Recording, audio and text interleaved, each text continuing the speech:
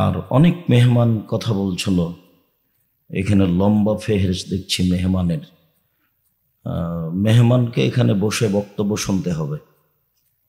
আমি জানি না এত মেহমান কেন এবং এই সম্মেলনের লক্ষ্য উদ্দেশ্যও কি। তবে এখন পর্যন্ত আমাকে ভালো লাগেনি। আমাকে বোঝাতে পারলে হয়তোবা আমি সন্তুষ্ট হব। আমি মনে করছি আমি এসেছি আপনাদের সাথে দিন প্রচারের জন্য এবং আমি কষ্ট করে এসেছি। আপনাকে আমি খুব ভালোবাসি। আমি কোনো ব্যবসার মাধ্যমে জড়িত নই, আপনাকে হতে দিতে চাই না। আপনি খালে সন্তরে মন ভরে কোরআন হাদিসের কথা শুনবেন, মানবেন, আলেমুল্লাহর মুখে শুনবেন, এটাই চাই। আর এটা মসজিদ তৈরি করতে হবে সেই জন্য এরকম সম্মেলন করতে হবে, এটা আমার বুঝের বাইরে। মসজিদ তৈরি করতে হবে গ্রামের লোক করবে, খড়কুটা দিয়ে করবে, না টিন দিয়ে ঘেরা করবে, যেদিন পারবে সেদিন ইট দিবে। এরকম একটা ব্যবস্থা তো একটা বড় মাদ্রাসার জন্য হতে হয়, সেটা কওমি মাদ্রাসা। আলিয়া মাদ্রাসা, আল মাদ্রাসা আলিয়া খালি হতে এলম থেকে খালি, সেটা তো আমরা আগে থেকেই জানি। এবং একজন মাওলানা আব্দুল্লাহ সালাফি সাহেব এইসব মাদ্রাসা উনি কওমি মাদ্রাসা করেছিলেন নাকি, পরে আবার আলিয়া হলো নাকি, সেটা আমার বুঝের বাইরে, আমি বিস্তারিত অবগত নই। তবে এখন পর্যন্ত আমাকে একটাও ভালো লাগেনি। সম্মানিত দিনী ভাই বোন, ছেলেরা তোমরা যারা আছো বাইরে ওদেরকে আসতে বলো, নইলে বাইরে ফাঁকা করতে হবে, স্থান ত্যাগ করতে হবে জরুরি ভিত্তিতে। ওখানে গল্প করবে আর আমি কথা বলবে, এরকম দুঃসাহস কেউ রাখে না যেন। আমি আপনার কাছে আসতে বাধ্য নই, আপনাকে আমার মতো হই কথা শুনতে হবে, নইলে স্থান ত্যাগ করতে হবে, নাহলে আমি যাব। আর আপনার সামনে বক্তব্য দিতে হবে এই জিম্মেদারি আমি নিয়েও আসিনি। সম্মানিত দিনী ভাই বোন, এই এলাকার ছেলেরা যারা তোমরা বাইরে যাও, মহিলা পুরুষ যারা যেখানে আছেন ভদ্রতা বজায় রেখে চলাচল না করে, কথাবার্তা না করে, বিশৃঙ্খলা না ঘটিয়ে সামনে এসে বক্তব্য শোনার চেষ্টা করুন, অন্যথায় স্থান ত্যাগ করতে হবে। সম্মানিত দিনী ভাই বোন, আমরাও তো প্রোগ্রাম করি, জামিয়া সালাফে প্রোগ্রাম হয়। রাজশাহীতে প্রায় 17 লাখ টাকা খরচ আছে এবছরের সম্মেলনে। রূপগঞ্জ নারায়ণগঞ্জ প্রতিষ্ঠানটায় 100 বিঘা জমির উপরে, প্রতিষ্ঠানটায় 100 বিঘা জমির উপরে। ওখানে একটা মসজিদ তৈরি হচ্ছে, 10,000 মানুষ সালাত আদায় করতে পারবে। তো মসজিদের উন্নয়নে এরকম আমরা প্রোগ্রাম করিনি। জামিয়া সালাফি প্রতি মাসে 32 লক্ষ টাকা বেতন লাগে, 519 জন এতিম আছে, 300 জন শিক্ষক শিক্ষিকা আছে, 5,000-এর ঊর্ধ্বে ছেলে মেয়ে আছে, যেগুলো জনগণের সহযোগিতায় চলে। আমরা সম্মেলনে জনগণকে সহযোগিতা করতে পারি, জামিয়া সালাফের জন্য বলি। মসজিদকে এরকমভাবে করতে হবে এটা আমরা কোনোদিন অবগত হয়নি। গাড়ি থামিয়ে টাকা আদায় করে মসজিদ বানাতে হবে না। যারা সালাত আদায় করছে আপোষে গ্রামের লোক, তারাই মসজিদ বানাবে, প্রয়োজনে খড়কুটো দিয়ে, প্রয়োজনে ইট দিয়ে, প্রয়োজনে টিন দিয়ে, যেটা সহজ হবে। সম্মানিত দিনী ভাই বোন, যারা মেহমান হিসেবে এসেছেন তারা চলে গেছেন কিনা আমার জানা নাই। থাকলে পাশে এসে কথা শুনতে হবে, আমি আপনার জন্য এসেছি। আসলেন, আমাদের সামনে কি বললেন না বলেন, কত লাখ টাকা দিলেন চলে গেলেন, এটা চাচ্ছি না। সম্মানিত দিনী ভাই বোন, আমরা অতীব গুরুত্বপূর্ণ একটা বক্তব্য ধারাবাহিক শুনছিলাম, তা হলো দান। ইবাদতের জগতে সবচেয়ে শক্তিশালী ইবাদত দান, এটা আজকে খুব ভালোভাবে অবগত হচ্ছিলাম বলে আমিও শুনছিলাম ঘর থেকে। জি, একথাই ঠিক যে ইবাদতের জগতে সবচেয়ে শক্তিশালী ইবাদত দান। সালাত আদায় করে জান্নাত পাওয়া যায়, জান্নাত কিনা যায় না। হজ করে জান্নাত পাওয়া যায়, জান্নাত কিনা যায় না, যেতে পারে। তাসবিহ তাহলিল জিকির আজকার করে জান্নাত পাওয়া যায়, যেতে পারে, কিন্তু জান্নাত কিনা যায় না। দানই এমন একটা ইবাদত যা দিয়ে জান্নাত কিনা যায়, একথা আল্লাহ বলেছে। যার কারণে আমরা কোরআন হাদিসের ভিত্তিতে বুঝি ইবাদতের জগতে সবচেয়ে শক্তিশালী ইবাদত হলো দান। আর এর কারণে আল্লাহ রাসূল দুইটা কথা খুব গুরুত্ব সহকারে বলেছেন যে সবাকে দান করতে হবে। তখন সাহাবীগণ বললেন, যদি সবাই দান করতে না পারে কি করবে? তখন আল্লাহ রাসূল বললেন, তাহলে মানুষের বাড়িতে কাজ করবে, টাকা তো নাই, তো দান করবে কি করে? তো মানুষের বাড়িতে কাজ করে দান করবে। তো সাহাবীগণ বললেন, যদি মানুষের বাড়িতে কাজ করতে না পারে তাহলে কি করবে? বলে, অসহায় মানুষের সহযোগিতা করবে, বুদ্ধি পরামর্শ দিবে। তো সাহাবীগণ বলছেন, এটাও যদি না পারে তাহলে কি হবে? তখন আল্লাহ রাসূল বলছেন, তাহলে তাসবিহ তাহলিল করবে। এক বর্ণনায় এসেছে, আর এক বর্ণনায় এসে যে নিজেকে পাপ থেকে ঠেকিয়ে রাখবে, এটাই তার সাদকা, এটাই দান। তো আমাদের দেশে ভারত, বাংলাদেশ, পাকিস্তানে টাকা আদায় করে মাদ্রাসা চলতো, যার কারণে দান যে একটা ইবাদত এই কথা মানুষ ভুলে গেছে। দিয়ে মানুষ মনে করেছে যে দান চাই তার প্রয়োজনে, দান যে আমার প্রয়োজনে চাই, এটা উল্টে গেছে। দান মূলত মানুষের প্রয়োজনে, কিন্তু আমাদের দেশে বুঝলো মানুষ যে যে দান চাচ্ছে তার প্রয়োজনে। তো যে দান চাচ্ছে, এই ছেলে, ওই যে মহিলা মানুষ ঢং ঢং করে হাঁটছে, হ্যাঁ হ্যাঁ করে, তুমি দেখতে পাও না? যাও পাহারা দাও, যাও পাহারা দাও। কি করো তোমরা গ্রামের ছেলে? মেয়ে মানুষ হ্যাঁ হ্যাঁ করে হাসছে, চলে যাচ্ছে, দেখো না, আমি শুনতে পাই, পাহারা দাও। একবারে যেন পিপিলিকা পার হতে না পারে, ওখানে দাঁড়াবা, মধ্যে দাঁড়াবা, এখানে দাঁড়াবা। আমি আব্দুর রাজ্জাক বিন ইউসুফ, তোমার গ্রামে না আসলে তুমি খুব ভালো করেই চিনো, আর তোমার এখানে কথা বলতে হবে, এই জিম্মেদারি আমি নিয়ে আসিনি। তুমি আমাকে টাকা দিবে, সে টাকা দিয়ে গাড়ি চালিয়ে যাবো বাড়ি, এ পর্যন্ত আমার হিসাব নাই। আমার জীবনে আমি কোনোদিন মানুষের 5 পয়সার হিসাব করিনি, 5 পয়সার হিসাব করিনি, ভাবিনি আমি কোনোদিন। 90 সাল থেকে মাঠে আছি, 90 সাল থেকে, 90 সাল থেকে নিয়ে এখন পর্যন্ত কোনোদিন মানুষের কাছে পথ খরচ পাথেও চেয়েছি। এটা প্রমাণ হয়ে গেলে জাতির সামনে বক্তব্য দেব না। তোমরা ডেকে নিয়ে এসে সম্মান করতে চেষ্টা করো, জীবন বাজি রেখে সম্মান চেষ্টা করবো। ওখানে দাঁড়াবা, এখানে বাহিরে দাঁড়াবা। যারা বাহিরে আছে তারা তো বুঝতে পারে না। মহিলা মানুষ এসেছে, গল্প করতে করতে, হ্যাঁ হ্যাঁ করতে করতে ঢং ঢং করে এসেছে, আবার চলে যাচ্ছে। কেন যাচ্ছে? তার স্বামী নাই, এই জন্য যাচ্ছে। কেন যাচ্ছে? স্বামী যা আছে, ও কা পুরুষ, ওকে দিয়ে কি করবেন আপনি? বাপ নাই সেই জন্য যাচ্ছে। তো বাপ তো আমি বলিনি, ওটার চাচা, আমি কথা বলেছি, তার সৎ বাপ। সৎ বাপ যার কারণে জিম্মেদারি পালন করানো, তো যাবেই। ওর মা নাই, তার কারণে এভাবে যাচ্ছে। ওর মা তো নাই, ওর মা যেটা ও বলছে ওটা তোর মা না, ওটার খালা, ওর সৎ মা। মা তো মা হয়, যার গতি বিধি নিয়ম নীতি মা। এ তো বহুদিন বলেছি, মা হলে 4টে জিনিস লাগে।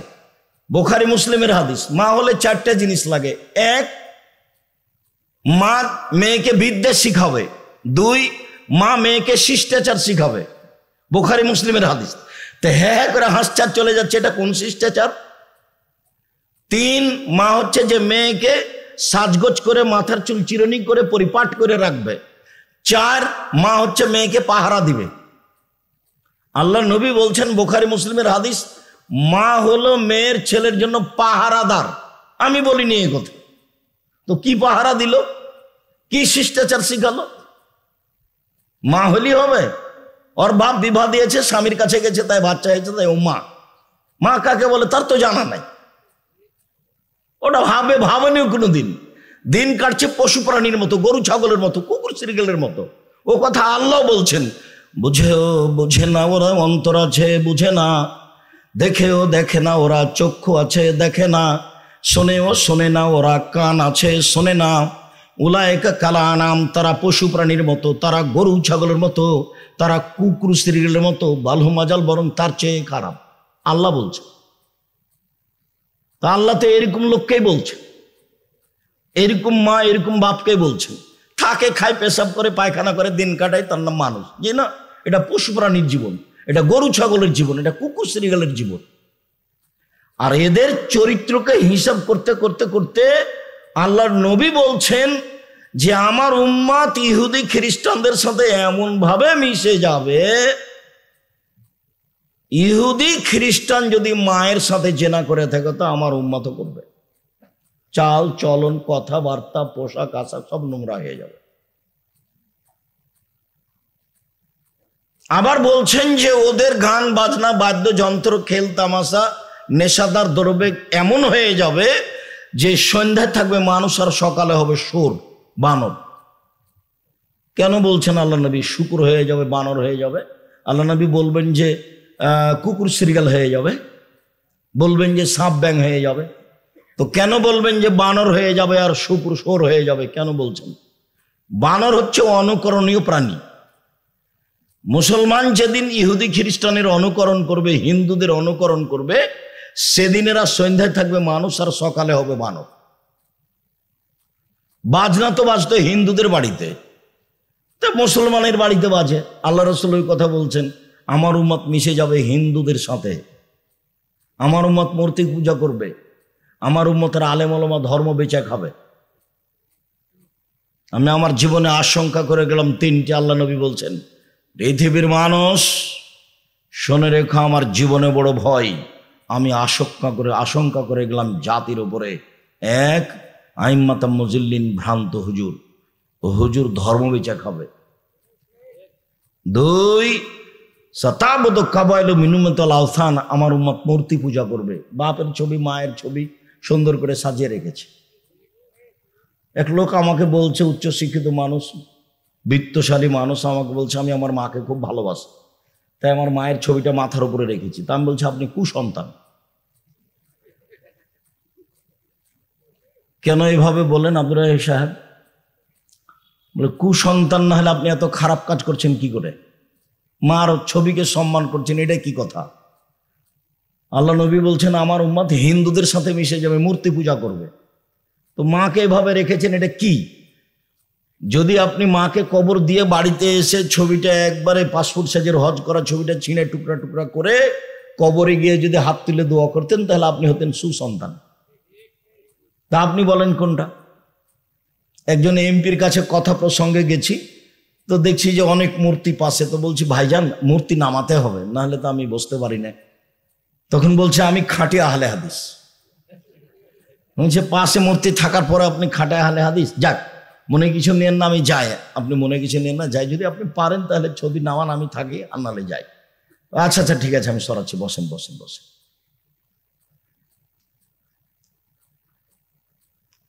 সম্মানিত দিনী ভাই বোন, আফসোস করে আল্লাহ রাসূলের কথা বলছেন। তো সন্ধ্যায় থাকবে মানুষ, সকালে হবে বানর। কেন? যখন এরা ইহুদি খ্রিস্টান হিন্দুদের কি করবে? অনুসরণ করবে, অনুকরণ করবে। অনুকরণ করে কোন প্রাণী? বানর। তারপরে বলছেন সোর হয়ে যাবে শুকুর। তো মানুষ শুকুর সোর হবে কেন? অনুভূতিহীন প্রাণী পৃথিবীতে একটাই, সেটা হলো শুকুর। সোর কোনো প্রকার অনুভূতি নাই। গরুর অনুভূতি আছে, এখানে একটা গরু জবাই করেছেন, আর একটা গরু নিয়ে আসেন, টেনে নিয়ে আসতে পারবেন না ওখানে। দেখেননি এটা? আমার কথা বুঝতে পারলেন কি? আর এটা এখানে আছে গোবর, গোবরের ওখানে ঘাস উঁচা হয়ে আছে, ওই ঘাস গরু খাবে না। তার মানে তার অনুভূতি আছে। পৃথিবীতে একটা প্রাণী আছে, তার নাম শুকুর, সোর। কোনো অনুভূতি নেই। যেদিন মুসলমানের কোনো অনুভূতি থাকবে না, একসাথে বসে ছেলে মেয়ে জামাই মা বাপ টিভি দেখছে, বিশাল টিভি, ল্যাংটা মেয়ে আসছে, সবাই বসে আছে, জামাই বসে আছে, বেটি বসে আছে, শ্বশুর আছে, শাশুড়ি আছে, সবাই বসে আছে। এরা এখন কুকুর শৃগাল, এরা পশু প্রাণী। তখন এদের অনুভূতি আর নেই। ও সন্ধ্যা থাকবে মানুষ, সকালে হবে সোর। বুখারী মুসলিমের হাদিস, হবেই। সম্মানিত দিনী ভাই বোন, রাসূল সাল্লাল্লাহু আলাইহি ওয়াসাল্লাম বললেন মা হলে চারটা জিনিস লাগে। এক, মা মেয়েকে বিদ্যা শিখাবে। কি বিদ্যা শিখালো যে ল্যাংটা হয়ে গেল, ভুরু তুলে চিকন করলো? কি বিদ্যা শিখালো? কি বিদ্যা শিখালো যে মাথার চুল ছোট করলো ইহুদি খ্রিস্টানের মতন? কি বিদ্যা শিখালো যে মেয়ে একবারে এ পরে আছে, স্কিন পায়জামা পরে আছে? কি বিদ্যা ওটা? ওটা আবার কোন বিদ্যা? রবি ঠাকুরের গান সবাই বলছে, ও আমার ওমা তোমার আকাশ তোমার বাতাস। ঠাকুর বলল, ও কালিমা তোমার আকাশ, ও কালিমা তোমার বাতাস। বাঙালি ছেলে মেয়ে ঘুম থেকে উঠে বলছে, ওমা তোমার আকাশ, ওমা তোমার বাতাস। আরে রবি ঠাকুর পৃথিবীতে মুসলমানের সবচেয়ে বড় শত্রু। রবি ঠাকুর ঢাকা বিশ্ববিদ্যালয়ের শত্রু, রবি ঠাকুর বাঙালিদের শত্রু, রবি ঠাকুর সবচেয়ে বড় ইংরেজদের বড় দালাল। ইংরেজদের হাতে যখন আমরা মহিলা পুরুষ নির্যাতিত, আমাদের মা চাচি খালা ফুপুরা, তখন রবি ঠাকুর লন্ডনে বসবাস করে। এই দালাল রবি ঠাকুরের গান সকালে উঠে ছেলে মেয়ে বলে, ওমা তোমার আকাশ, ওমা তোমার বাতাস। আমি বললাম তোর বাপের আকাশ? তো আজকের নতুন কথা নেই, 30 বছর থেকে বলছি, 90 সাল থেকে মাঠে আছে। আপনার চলে, আমার চলে না, আমার ছেলে মেয়ে বলে না এগুলো। আপনার চলছে, কিভাবে চলছে তা আমি জানি না, তবে চলার কথা নয়। দেখেন একটা বই পাবেন, পড়া যখন যাবেন তখন দেখেন আছে কিনা। বইয়ের নাম হলো শিক্ষা বনাম জাহেলিয়াত। আপাতত 1 থেকে 10 পর্যন্ত না করা হয়েছে, এটা বিদ্যা নয়। তারপর বলা হয়েছে কেন এই নির্যাতন, কি তার প্রতিকার। তারপর বেগম রোকেয়া তো লিখেছে যে অবরোধবাসিনী, তো লিখা হলো এখন কেন হবো অবরোধবাসিনী। বেগম রোকেয়া তো মুসলমানের পর্দা, মহিলাদের পর্দাকে কবর দিয়ে গেছে, কথায় কথায় নিন্দা করেছে। আপনি দেখেন, আমি জানি না এই বই পড়েছেন কিনা, অবরোধবাসিনী। 1 মিনিট, আপনাদের ট্রেন স্টেশন যেটা সবচেয়ে বড়, সেখানে একটু কথা বলে আমি আলোচনায় চলে আসি। সেটা হলো কথার কথা, টাঙ্গাইল জেলার কিছু পরহেজগার মহিলা হজ করতে যাবে, তো ট্রেন স্টেশনে গেছে। তো এখন বলছে তার শ্বশুরকে বা স্বামীকে বা দেওর ভাসুরকে যে আমরা তো বেশি পর্দা করি, তো তোমরা একটু আমাদের গায়ের উপর একটা চাদর বড় দিয়ে বিছে ঢেকে রাখো আমাদেরকে। তো ভাবে ঢেকে রেখেছে। এখন স্টেশন মাস্টার বিকালে যাচ্ছে যে দেখি প্ল্যাটফর্মে কিছু পড়ে আছে নাকি, তো দেখছে কতগুলো বস্তা, মানে ঢাকা আছে যে বস্তার মতো লাগছে। তখন পা দিয়ে লাথি মেরে দেখাচ্ছে, এগুলো কিসের বস্তা গো, এগুলো কিসের বস্তা। বেগম রোকেয়া দেখাচ্ছে মহিলাগুলোকে, কি করে দেখাচ্ছে, বস্তা লাথি মেরে দেখাচ্ছে। বেগম রোকেয়া আপনাকে ভালো লাগে, আমাকে কোনোদিন ভালো লাগেনি, ও কবর দিয়ে গেছে আমাকে। আপনাকে কেন ভালো লাগে, আপনি পড়াশোনা জানেন না এই জন্য। তো আমি তো বলেছি 90 সাল থেকে, 1971 সাল থেকে না এখন পর্যন্ত কোনো শিক্ষিত মানুষ শিক্ষামন্ত্রী হয়নি। দল দিয়ে কি করবেন আপনি? দল দিয়ে তো জাতির টাকা পয়সা লুটে খাচ্ছেন। কে কাকে চিনে না, সবাই সবকে চিনে। দেশের উন্নয়নের নাম দিয়ে কোটি কোটি টাকা লুটে খায় যারা। আব্দুল্লাহর বক্তব্য আপনারা শোনেন, এদের মধ্যে কারোর ন্যায় পরায়ণতা নেই, এরা কেউ বিশ্বস্ত মানুষ নেই। জাতির কি করবে? ওর জন্মই মিথ্যার উপরে, ওর জন্মই প্রতারণার, জাতির কি করবে ও? আর এই তো নির্বাচন পদ্ধতি তো খ্রিস্টান আব্রাহাম লিঙ্কনের পদ্ধতি। এটা হলো ইলেকশন, এটাতে মুচিও নেতা হবে, চোরও নেতা হবে। উমর রাদিয়াল্লাহু তাআলা যেটা বললেন সেটা হলো সিলেকশন, জ্ঞানী গুণী বসে এক জায়গাতে নেতা নির্বাচন হবে। তো ইলেকশন দিয়ে আপনি একটা ন্যায়পরায়ণ নেতা বের করবেন, তার নাম হলো উমর, এটা হলো সিলেকশন দিয়ে হতে পারে, মানে পদ্ধতি উল্টা। ঠাকুর বললো উমর তোমার আকাশ তোমার, আরে ঠাকুর বলছে ও কালিমা তোমার আকাশ, ও কালিমা তোমার বাতাস। সারা বাঙালি পুরুষ নারী সবাই বলছে ও কালিমা তোমার আকাশ, ও কালিমা তোমার বাতাস। আমি তো কোনোদিন বলিনি। সম্মানিত দিনী ভাই বোন, মা কাকে বলে? মাই তো বুঝলো না যে আমি কি দিয়ে মা, সৎ মা। সৎ মার বাস্তবতা বুঝেন না। এই যে দেখেন সৎ মা দেখাচ্ছি। ওই ঘর থেকে তার নিজের পেটের মেয়ে এসেছে, ও বসে আছে এখানে। তখন বলছে আম্মু আসো আসো, আম্মু বসো, আম্মু কি খেয়েছো, আম্মু খেয়েছো। এবার সৎ মেয়ে আসছে, এখানে আলি কেন, এখানে আলি কেন, যা ও ঘরে যে তোকে বসতে বললাম, যা ও ঘরে বস। ওটা সৎ মা। তো এই সৎ মা মাকে কি শিখাবে? কিন্তু সৎ মা হ্যাঁ করে হেঁটে চলে যাচ্ছে, ওটা ওর মা, সৎ মা। আঙ্গুলের নখ দেখেন, নখ বড় আছে, নেইল পালিশ দেওয়া আছে। ও তো ইহুদি খ্রিস্টানদের পতিতালয়ের মেয়েদের কাজ। নখে নেইল পালিশ দেওয়া, নখ বড় রাখা কার কাজ? ইহুদি খ্রিস্টানদের পতিতালয়ের মেয়েদের কাজ। তো ওটা ওর মা, ওকে খালা বলবে না তো মা বলবে কেমনে? ওকে সৎ মা বলে ডাকবে। যেই মায়ের মেয়ের নখ বড় আছে, নখে নেইল পালিশ আছে, সেই মেয়ে যদি মাকে মা বলে ডাকে তো অন্যায় হবে। এটা ওকে সৎ মা বলবে। তো মায়ের দায়িত্ব পালন করেনি, দায়িত্ব কি জিনিস তার জানাও নাই। বাপও দায়িত্ব পালন করে না। আল্লাহর নবী বললেন যে 3টে মেয়েকে যদি লালন পালন করে তাহলে মেয়ে 3টে বিচারের মাঠে তার জন্য অন্তরাল হয়ে যাবে। মানে ওইদিকে থাকবে জাহান্নাম, এদিকে থাকবে বাপ আর মেয়েরা মধ্যে থাকবে। আল্লাহকে বলবে যে আমার আব্বাকে আগে জান্নাতে দিতে হবে, তারপরে কোনো কথা। এই যে বেঁকে গেলাম, আগে দেন আমার আব্বাকে জান্নাতে, তারপরে কোনো কথা। 3টা মেয়েকে লালন পালন করবে। তো লালন পালন কিভাবে? তখন আল্লাহ রসুল বলছেন, 1 আল্লাহ মাহুন্না, তাকে বিদ্যা শিখিয়ে দিল, ঘুরেটা তো ওটাই আসলো। 2 আদ্দাবাহুন্না, মেয়েকে শিষ্টাচার শিখিয়ে দিল, তাহলে ঘুরে তো ওটাই আসলো। 3 আহসানা ইলাইহিন্না, মেয়ের সাথে ভালো আচরণ করলো, খাস্টা মেষ্টা করলো না, সৎ মেয়ের সাথে যেমন করে তেমন করলো না, ভালো করলো। তখন এ মেয়ে 3টাকে হয়ে যাবে, অন্তরাল হয়ে যাবে। 10টা ছেলে যদি মাস্টার ডিগ্রি পাস করান, 1 নেকি হবে না। তো করাবেন কেন? জন্ম দিয়েছেন এই জন্য। জিম্মেদারি পালন করবেন, জন্মের সাথে সাথে তাহানিক করবেন, 7 দিনে দিনে আকিকা দিবেন, দিতেই হবে ভিক্ষা করে হলেও।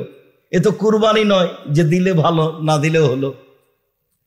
ভিক্ষা করে হলে আকিকা দিতে হবে, 7 দিনের দিনই দিতে হবে। 14 দিনে চলে না, 21 দিনে চলে না, জীবনে একদিন চলে না। হুজুরে বলেছে, বলুক হুজুরে, আমি বলিনি কোনোদিন। 7 দিনের দিনই দিতে হবে। কানা হোক, ন্যাংরা হোক, খোড়া হোক, যেটাই হোক না কেন, ছাগল ছাগি, ভেড়া ভেড়ি, দুম্বা দুমি, বাপের জিম্মেদারি। খাতনা দিতে হবে, কোনো অনুষ্ঠান নেই। আকিকের আপনি অনুষ্ঠান খাওয়াতে পারেন মানুষজনকে, নিজে খাবেন। আকিকের গোস্ত বাপ মাই খাবে, আকিকের গোস্ত বাপ মাই খাবে, দাদা দাদি খাবে। তো বলছে আকিকের গোস্ত বলে বাপ মাকে খাওয়া হয় না। বাড়ি কোথায় বলে ইয়েতে আপনার গাজীপুর। কি ব্যাপার?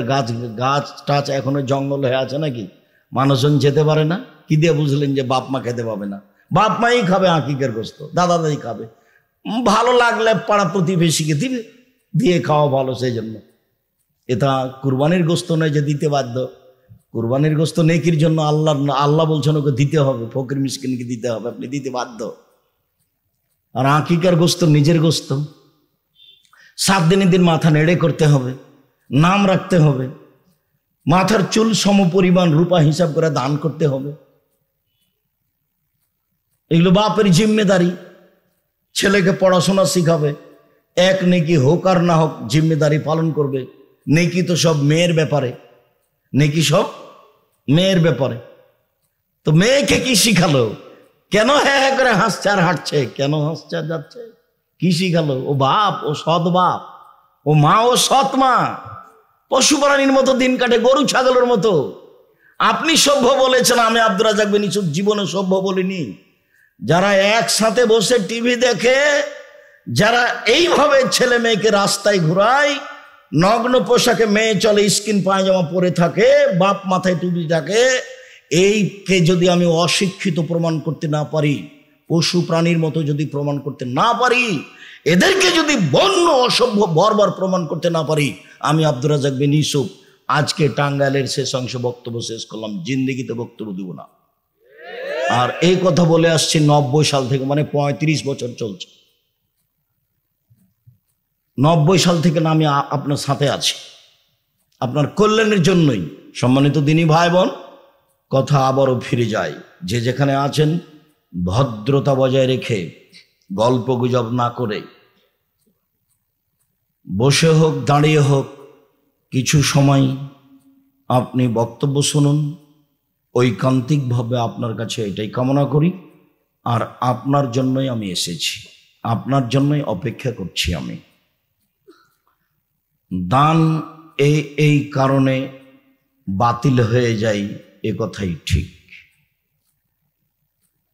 সম্মানিত দিনী ভাই বোন, এই ইবাদতের জগতে সালাত এমন একটি ইবাদত, নামাজ এমন একটি ইবাদত যার উপরে নির্ভর করে অন্যান্য ইবাদত।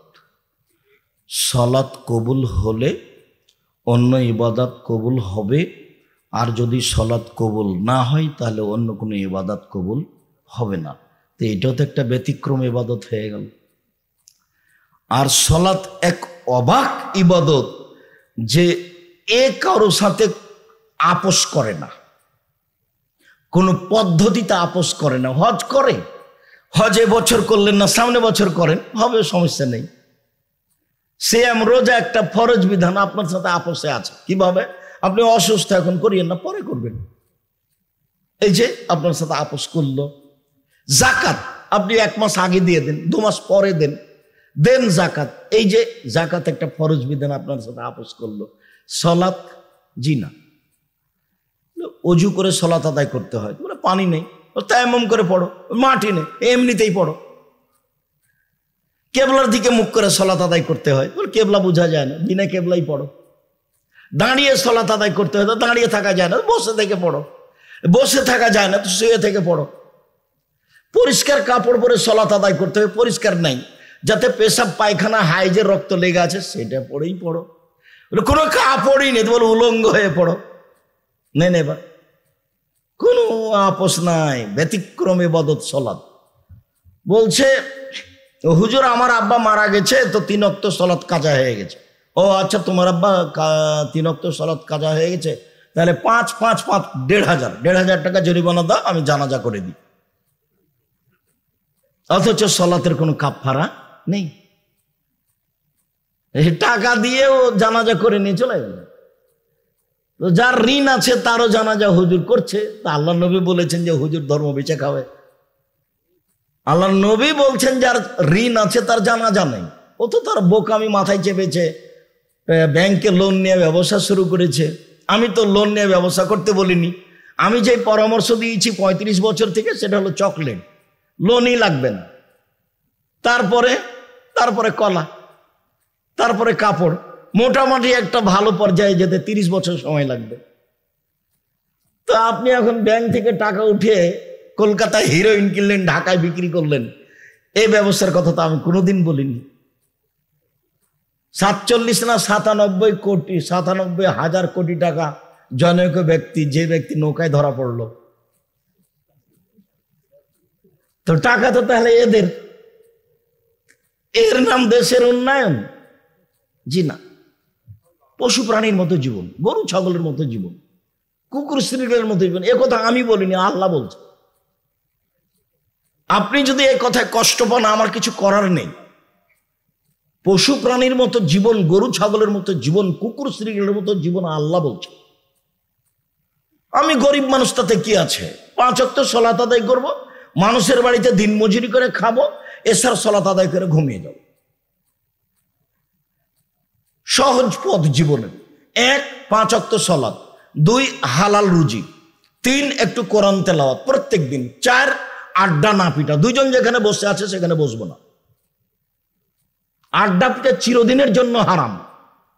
আপনি 5 ওয়াক্ত সালাত আদায় করেন, এসার সালাত আদায় করে গিয়ে দোকানে বসে মাথায় টুপি দিয়ে বসে আছেন, আর ল্যাংটা মেয়ে নাচছে, আর আপনি তাকিয়ে আছেন, তখন আপনি ভালো মানুষ? আপনাকেই যদি জিজ্ঞাসা করা হয় যে আপনি ভালো মানুষ, তা আপনার একটু সেই তো কি করি, আসলে বাড়ি যেতে মন চেনে বসে আছি সেই জন্য একটা কিছু বলবে, তার মানে ওইও ভালো মানুষ নয়। জাবের বলছেন যে আমি আল্লাহর নবীকে জিজ্ঞাসা করলাম, আল্লাহর নবী, হঠাৎ যদি কোনো মহিলার উপরে চোখ পড়ে যায় তাহলে কি? যার সাথে কোনো আপোষ নেই। দেখুন, আনাস রাদিয়াল্লাহু তাআলা আনহু বলেন, রাসূল সাল্লাল্লাহু আলাইহি সাল্লাম বলেছেন, আউয়ালু মা ইসআলুল আবদু ইয়াউমাল কিয়ামা সালাত। বিচারের মাঠে মানুষকে প্রথমে যেটা জিজ্ঞাসা করা হবে সেটা সালাত, নামাজ। এটাই হবে প্রথম জিজ্ঞাসা। ফাইন সালাহাত সালাহু সাইরা আমালিহি। যদি সালাত ঠিক হয়ে যায়, সব ইবাদত টিকে যাবে। আইন ফাসাদাত ফাসাদাল্লাহু সাইরা আমালিহি। যদি সালাত না টিকে না থাকে, তাহলে সব ইবাদত বাতিল হবে, কোনো ইবাদত গ্রহণ হবে না। সালাত এমন একটা ইবাদত যার উপরে নির্ভর করে অন্যান্য ইবাদত। আবু হুরায়রা রাদিয়াল্লাহু তাআলা আনহু বলেন, রাসূল সাল্লাল্লাহু আলাইহি সাল্লাম বলেছেন, আস-সালাতু সালাসাতু আসলাসিন। সালাত 3 ভাগে বিভক্ত। সালাত 3 ভাগে বিভক্ত। 1 আত-তাহুরু সুলুসুন, ওযু হলো 3 ভাগের 1 ভাগ। 2 রুকু সুলুসুন, রুকু হলো 3 ভাগের 1 ভাগ। 3 সুজুদু সুলুসুন, সিজদা হলো 3 ভাগের 1 ভাগ। ফামান আদাহা বিহাক্কিহা, যে ব্যক্তি সালাত এগুলো ঠিক ঠিক আদায় করলো, কবেলাত সালাতুহু, তার সালাত কবুল করা হবে। ওয়াইন রুদ্দাত আলাইহি সালাতুহু রুদ্দা আলাইহি সাইরা আমালিহি। যদি সালাত তার উপরে প্রত্যাখ্যান করা হয়, তাহলে সব ইবাদত বাতিল। অজু ভালো তো সলাতের 3 ভাগের 1 ভাগ হয়ে গেছে। রুকু ভালো তো সলাতের 3 ভাগের 2 ভাগ হয়ে গেছে। সিজদা ভালো তো সলাতের 3 ভাগের 3 ভাগই হয়ে গেছে, আমি নেকি পেয়ে গেছি। আর একটা কাটা গেলে 3 ভাগের 1 ভাগ নেকি কাটা গেল, 2টা কাটা গেলে 3 ভাগের 2 ভাগ নেকি কাটা গেল। যদি 3টায় কাটা যায় 1 নেকিও হবে না। সলাত আদায় করলো কিন্তু নেকি হবে না। দান করলো কিন্তু খোটা দিল তো গেছে। দান করলো কিন্তু কষ্ট দিয়েছে মানুষকে তো গেছে। দান করলো তো লোক দেখানো দান করলো। বলেন না, একটু বলে দেন না যে 5,000 টাকা দিলাম, একটু বলছেন না ভাই, নামটা একটু বলেন না, তো দানটা গেছে। এটা তো মানুষের স্বাদ, ওইও চাই যে আমি এত টাকা দান করলাম, কেউ জানলো না। জাহান্নাম উদ্বোধন হবে 3 শ্রেণীর মানুষ দিয়ে। 1 হুজুর, কে হুজুর। 2 দানকারী। 3 শহীদ, লোক দেখানো শহীদ। আপনি যাকে বলছেন ও শহীদ কি না এরকম কোরআন হাদিসে বোঝা যায় না। আমি তাকে কোনোদিন শহীদ বলিনি। আপনি যাকে বলছেন ও শহীদ কি না এইভাবে আল্লাহ রসুল বলেননি। আল্লাহ নবী বলছেন শহীদ হচ্ছে কালেমাতিল্লাহ, একমাত্র আল্লাহর কালেমাকে লা ইলাহা ইল্লাল্লাহকে সমাজে প্রতিষ্ঠিত করার জন্য যে মারা যাবে সে হলো শহীদ। হাদিস বুখারী মুসলিম। আপনি যখন বলেন তখন আমি চুপ থাকি, আমি আর কি করতে পারি। সম্মানিত দিনী ভাই বোন, সালাত ব্যতিক্রম ইবাদত। সালাতের উপরে আজকে লম্বা আলোচনা নেই, তবে আমি বাস্তব দেখানোর জন্য একটু চেষ্টা করছি। শীতের রাত, আপনারও একটু কষ্টের ব্যাপার আছে, আপনাকে আমি কষ্ট দিতে চাচ্ছি না। যদিও আপনার বসে থাকাতে আমি খুব খুশি হয়েছি। একবারে ভদ্রতা বজায় রেখে এমনভাবে বসে থাকবেন পাথর যেন মনে করে আপনি পাখি যেন মনে করে আপনি পাথর। এইভাবে আপনি বসে থাকবেন এক খেলে। আমি কেসা কাহিনী বলতে আসিনি। আর আপনাদের ভিতরে কে যেন বাদাম বিক্রি না করতে পারে। আপনি বাদাম খাবেন আর আমি কথা বলবো, এটা আমি গ্রহণ করিনি। আমি এসেছি আপনার জন্য, আপনি এখন চায়ের স্টলে বসে থাকবেন, এত নোংরা নীতি আমি কোনোদিন গ্রহণ করিনি। আমার জীবনে আমি কোনোদিন চায়ের স্টলে বসিনি, বসবো না ইনশাল্লাহ। আমার মা বাড়ি থেকে যখন বের হতাম তখন 4টে কথা বলতো। 1, দোকানে বসিও না। 2, প্রাইভেট পড়ায়ও না। 3, কারোর সাথে বন্ধুতালি করিও না। 4, দাওয়াত খেও না। আমার মা এভাবে বলতেন। আমার মা নিরক্ষর। বাড়ি থেকে বের হওয়ার সময় যখন পড়ার জন্য যেতাম মাদ্রাসায়, তখন আমার আম্মা এগুলো বলে দিত। দোকানে বসিও না। দোকানে বসি না কোনোদিন। প্রতিষ্ঠানের ভিতরে যেগুলো চায়ের স্টল আছে সেখানেই বসা হয় না। আর আপনারা নিজের প্রতিষ্ঠান দেখতে যান না কেন? এই যে 13-14 ফেব্রুয়ারি, যেটা আপনাদের বাড়ির পাশে জামিয়া সালাফে রূপগঞ্জ নারায়ণগঞ্জ ঢাকা, 300 ফুট রাস্তার পূর্বচলে 21 নম্বর সেক্টরের সাথে লাগা। ভারতের আলেম থাকবেন, পাকিস্তানের আলেম থাকবেন, বাংলাদেশের আলেম থাকবেন। এটা প্রায় 100 বিঘা জমির ওপরে। সৌদি আরবের আলেম থাকবেন, পাকিস্তানের আলেম থাকবেন, বাংলাদেশের বড় বড় আলেম থাকবেন। প্রায় 100 বিঘা জমির উপরে এই প্রতিষ্ঠান। ওটাই বললাম, যেখানে একটা মসজিদ তৈরি হচ্ছে, যেখানে 7 থেকে 10 হাজার মানুষ সালাত আদায় করতে পারবে। 200 শতক, 2 একর জমির উপরে। আর যেটা রাজশাহীতে আছে সেটা 90% জমির উপরে। তাতে 3-3.5 হাজার লোক একসাথে একতলায় সালাত আদায় করতে পারে। ওটা 4 তলা। জামিয়া সালাফের রাজশাহী যেটা, সেটা 40 বিঘা জমির উপরে। আর এটা হলো প্রায় 100 বিঘা জমির উপরে। যেটা জামিয়া সালাফে মহিলা শাখা রাজশাহী হতে যাচ্ছে, সেটা 60 থেকে 77 বিঘা জমির উপরে, যার 40 বিঘা আছে পুকুর। এগুলো আহলে হাদিসের নিজস্ব সম্পদ। এটা আপনার নিজের প্রতিষ্ঠান। গাজীপুরের কথা মাঝে মধ্যে কেউ টাকা পয়সা দেয় কিনা আমার খুব একটা জানা নেই, তবে টাঙ্গাইল জেলার মানুষ মাঝে মধ্যে দেয়, আমার খুব একটা জানা নাই। হয়তো বা গাজীপুরের জমির দাম বেশি সেই জন্য দেয় না নাকি, কিভাবে তা খুব একটা আমার জানা নাই। তো যেটুকু আমি জানি কিভাবে জামিয়া সালাফে চলে সেটা আমিও বুঝি না। প্রতি মাসে বেতন লাগে 32 লক্ষ। এই জানুয়ারি থেকে কত লাগবে তা এখনো হিসাব আমার কাছে আসেনি। 519 জন এতিম আছে, 519 জন খালি এতিম আছে। যারা শিক্ষকতা করেন তারা অনেকে ইন্ডিয়ার, অনেকে সৌদি আরব মদিনা বিশ্ববিদ্যালয়ের, অনেকে বাংলাদেশের। আপনার জামিয়া সালাফিতে খাওয়াই 3 ধরনের আছে।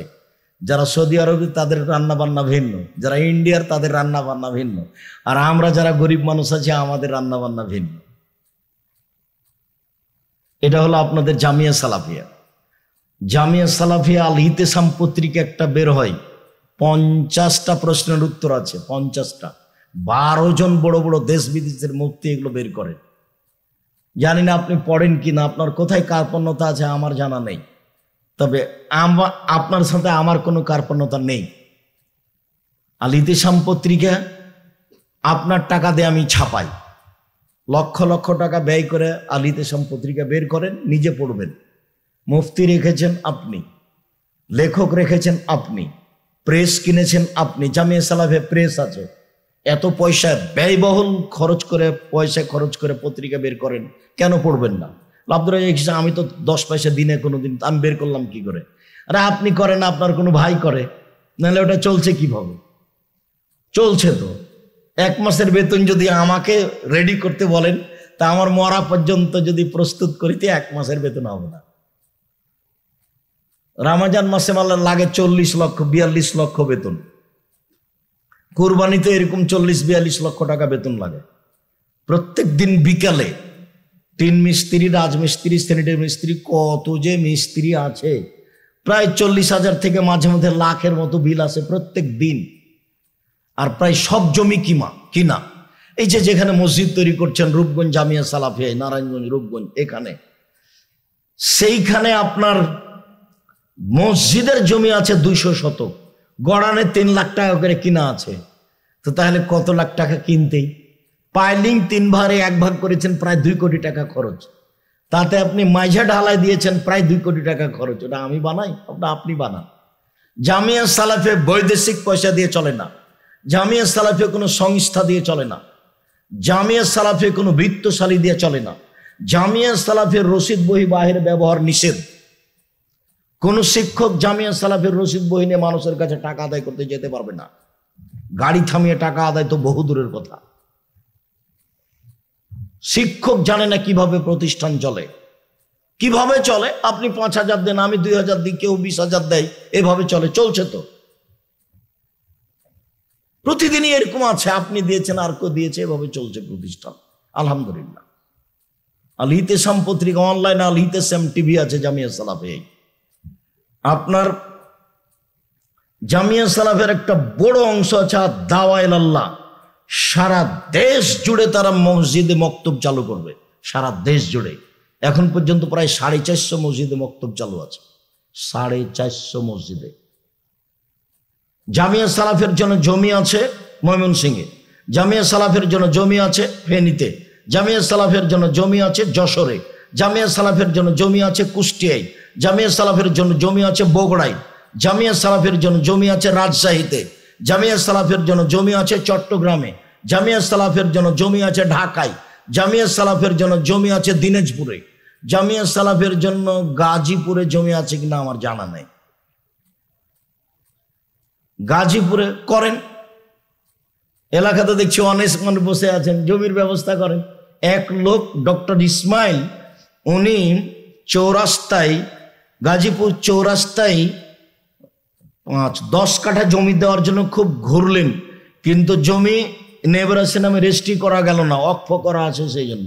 তারপরে যে কি হলো, এখন এটা বন্ধ হয়ে আছে।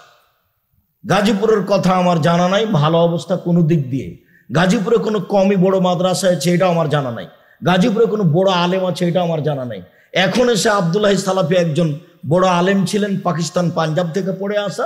দেখি আলিয়া মাদ্রাসা, এখানে কোনো কমই মাদ্রাসা, যেটা বুঝলাম না, আমি দুঃখিত। আপনি মনে করেন না যে আমি আসার পর থেকে এখন পর্যন্ত ভালো অবস্থায় আছে। প্রথম থেকে আমি খুব হিমশিম খেয়ে আছি। আমি তার ছেলের দিকে একদিকে চেয়ে থেকেছি, ব্যাপারটা কি, ঘটনা কি। উনি আমাকে এক বাক্যে শুনালেন, আমার আব্বা অমুক আলিয়া অমুক আলিয়া অমুক আলিয়া তৈরি করেছেন, এগুলো বললেন। হয়তো বা কমই মাদ্রাসায় করেছিলেন, পরে মনে হয় উল্টে গেছে। কি সেটা আমি বলতে পারছি না, তথ্য আমি জানি না।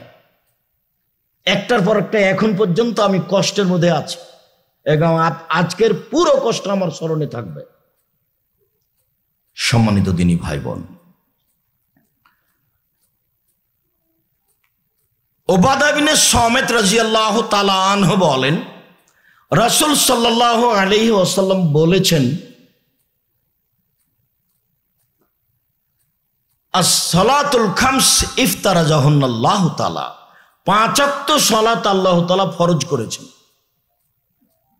ফামান আহসানা ওযুহুন্না, কেউ যদি এর ওযু সুন্দর করে করে, ওয়াসাল্লাহুন্না লিওয়াক্তিহিন্না, সালাতটা নির্ধারিত সময়ে করে। এখন মানুষ সালাত আদায় করে সূর্য ডুবার আগে, তার নাম আসর। এখন মানুষ সালাত আদায় করে সূর্য ডুবার উঠার পূর্ব মুহূর্তে, তার নাম ফজর। এটা নির্ধারিত সময়ে নয়।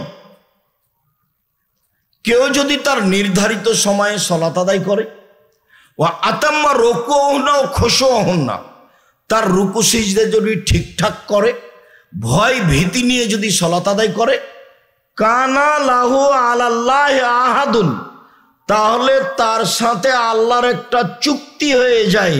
আয়াগফিরা লাহু, যে আল্লাহ তাকে ক্ষমা করে দিবে, চুক্তি হয়ে যায়। আল্লাহর সাথে সরাসরি চুক্তি মুখামুখি হয় না। মসজিদ হলো আল্লাহর ঘর, তো মসজিদ তো আল্লাহর ঘর, তো আপনি এখন বসতে চাচ্ছেন, কিভাবে অনুমতি নেবেন মালিকের কাছে? আল্লাহকে কি বলবেন, আসসালামু আলাইকুম, আপনার ঘরে আমি বসতে চাচ্ছি, অনুমতি হবে? এইভাবে কি বলবেন, না পদ্ধতি কি? 2 রাকাত সালাত, বাস এটা পদ্ধতি। 2 রাকাত সালাত আদায় করলেন, তখন কি হয়ে গেল? অনুমতি হয়ে গেল। এটাই পদ্ধতি। যার কারণে মসজিদে গিয়ে বসা নিষেধ। সারা পৃথিবীর মানুষ যদি মসজিদে গিয়ে বসে প্রথমে, তাহলে সারা পৃথিবীর মানুষের নবীর সাথে অন্যায় আচরণ করলেন। আল্লাহ নবী বলছেন, যে দাখালা আহাদুকুমুল মসজিদ ফালা ইয়াজলিস কাবলা ইউসাল্লি রাকাতাইন, কোন মানুষ মসজিদে ঢুকে বসতে পাবে না 2 রাকাত সালাত না পড়ে। একবারে বুখারী মুসলিম, চিরদিনের জন্য নিষিদ্ধ।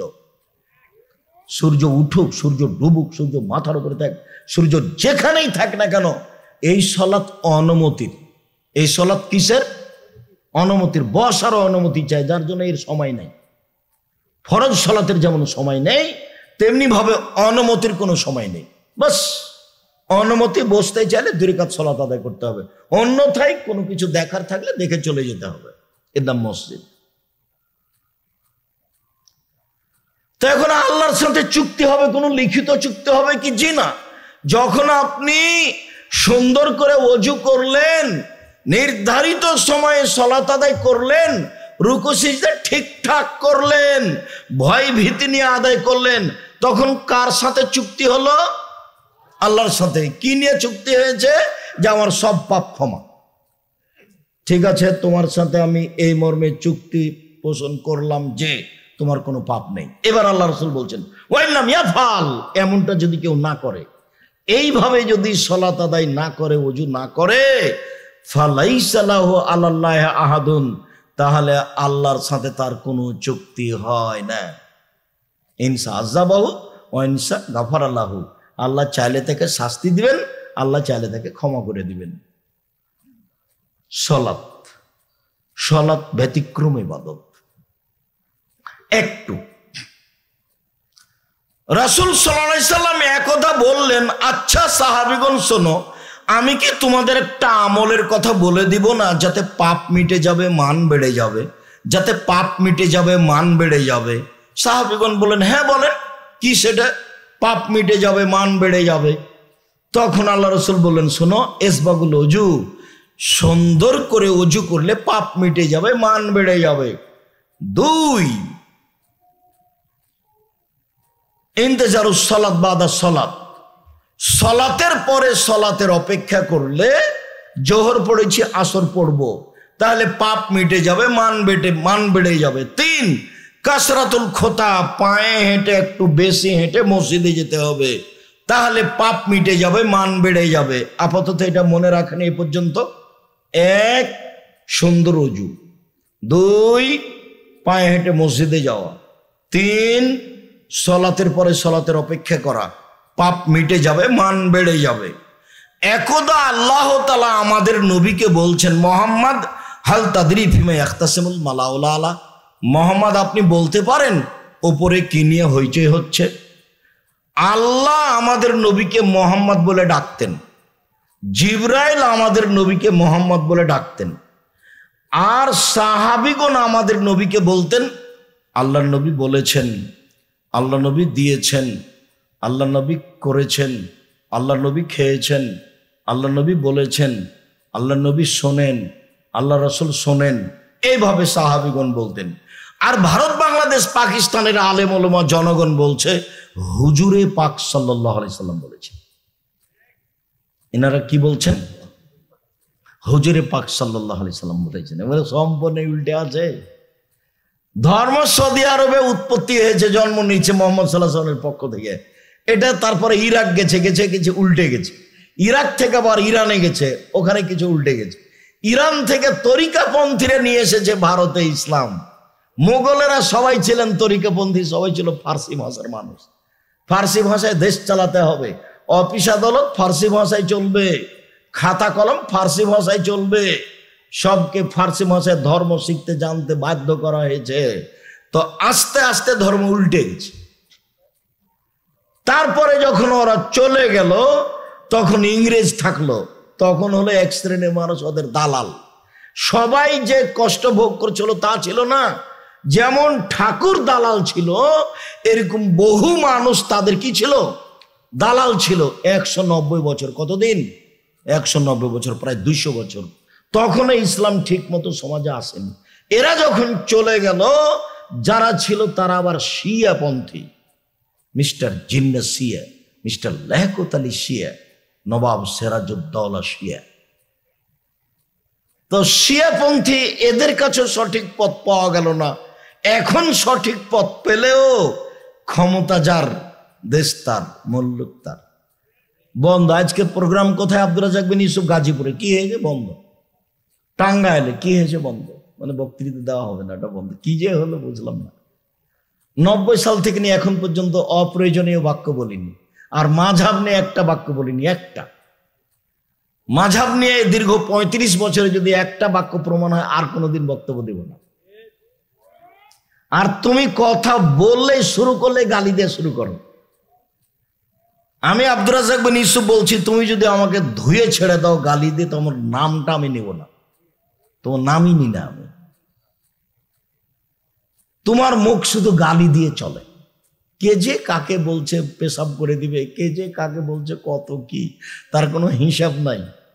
আমি নিরুপায় হয়ে বাক্যটা বলেছিলাম। খালি বলে কোথায় বসবেন বাহাস করতে, বসছেন না কেন, যখন তখনই বলে। তখন নিরুপায় হয়ে বলেছিলাম, আপনাকে তো আমি মানুষই মনে করি না, আমি বসবো কি দিয়ে। এই বাক্যটা আমি খুব নিরুপায় হয়ে বলেছিলাম যে আপনাকে তো আমি মানুষই মনে করিনি, তবে বসবো কি দিয়ে।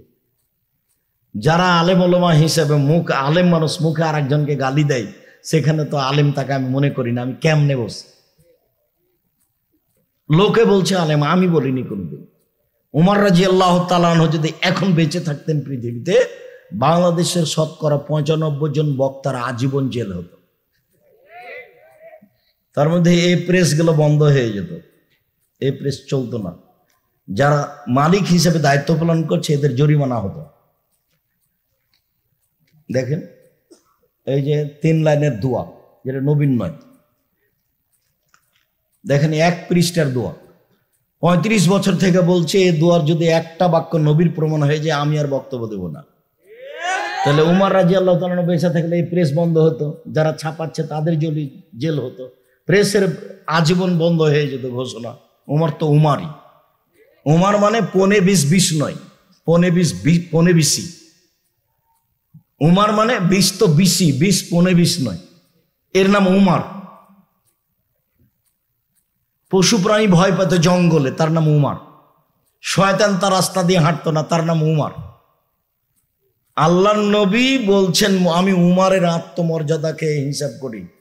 সকালে বলছেন, উমার আমি রাতে স্বপ্নে জান্নাত দেখলাম, ঘুরলাম জান্নাত, দেখে একটা বিশাল প্রাসাদ টক টক টক করছে, ঝকঝক করছে, মনে হলো যে তার ভিতর যে কত সুন্দর, একটু দেখি।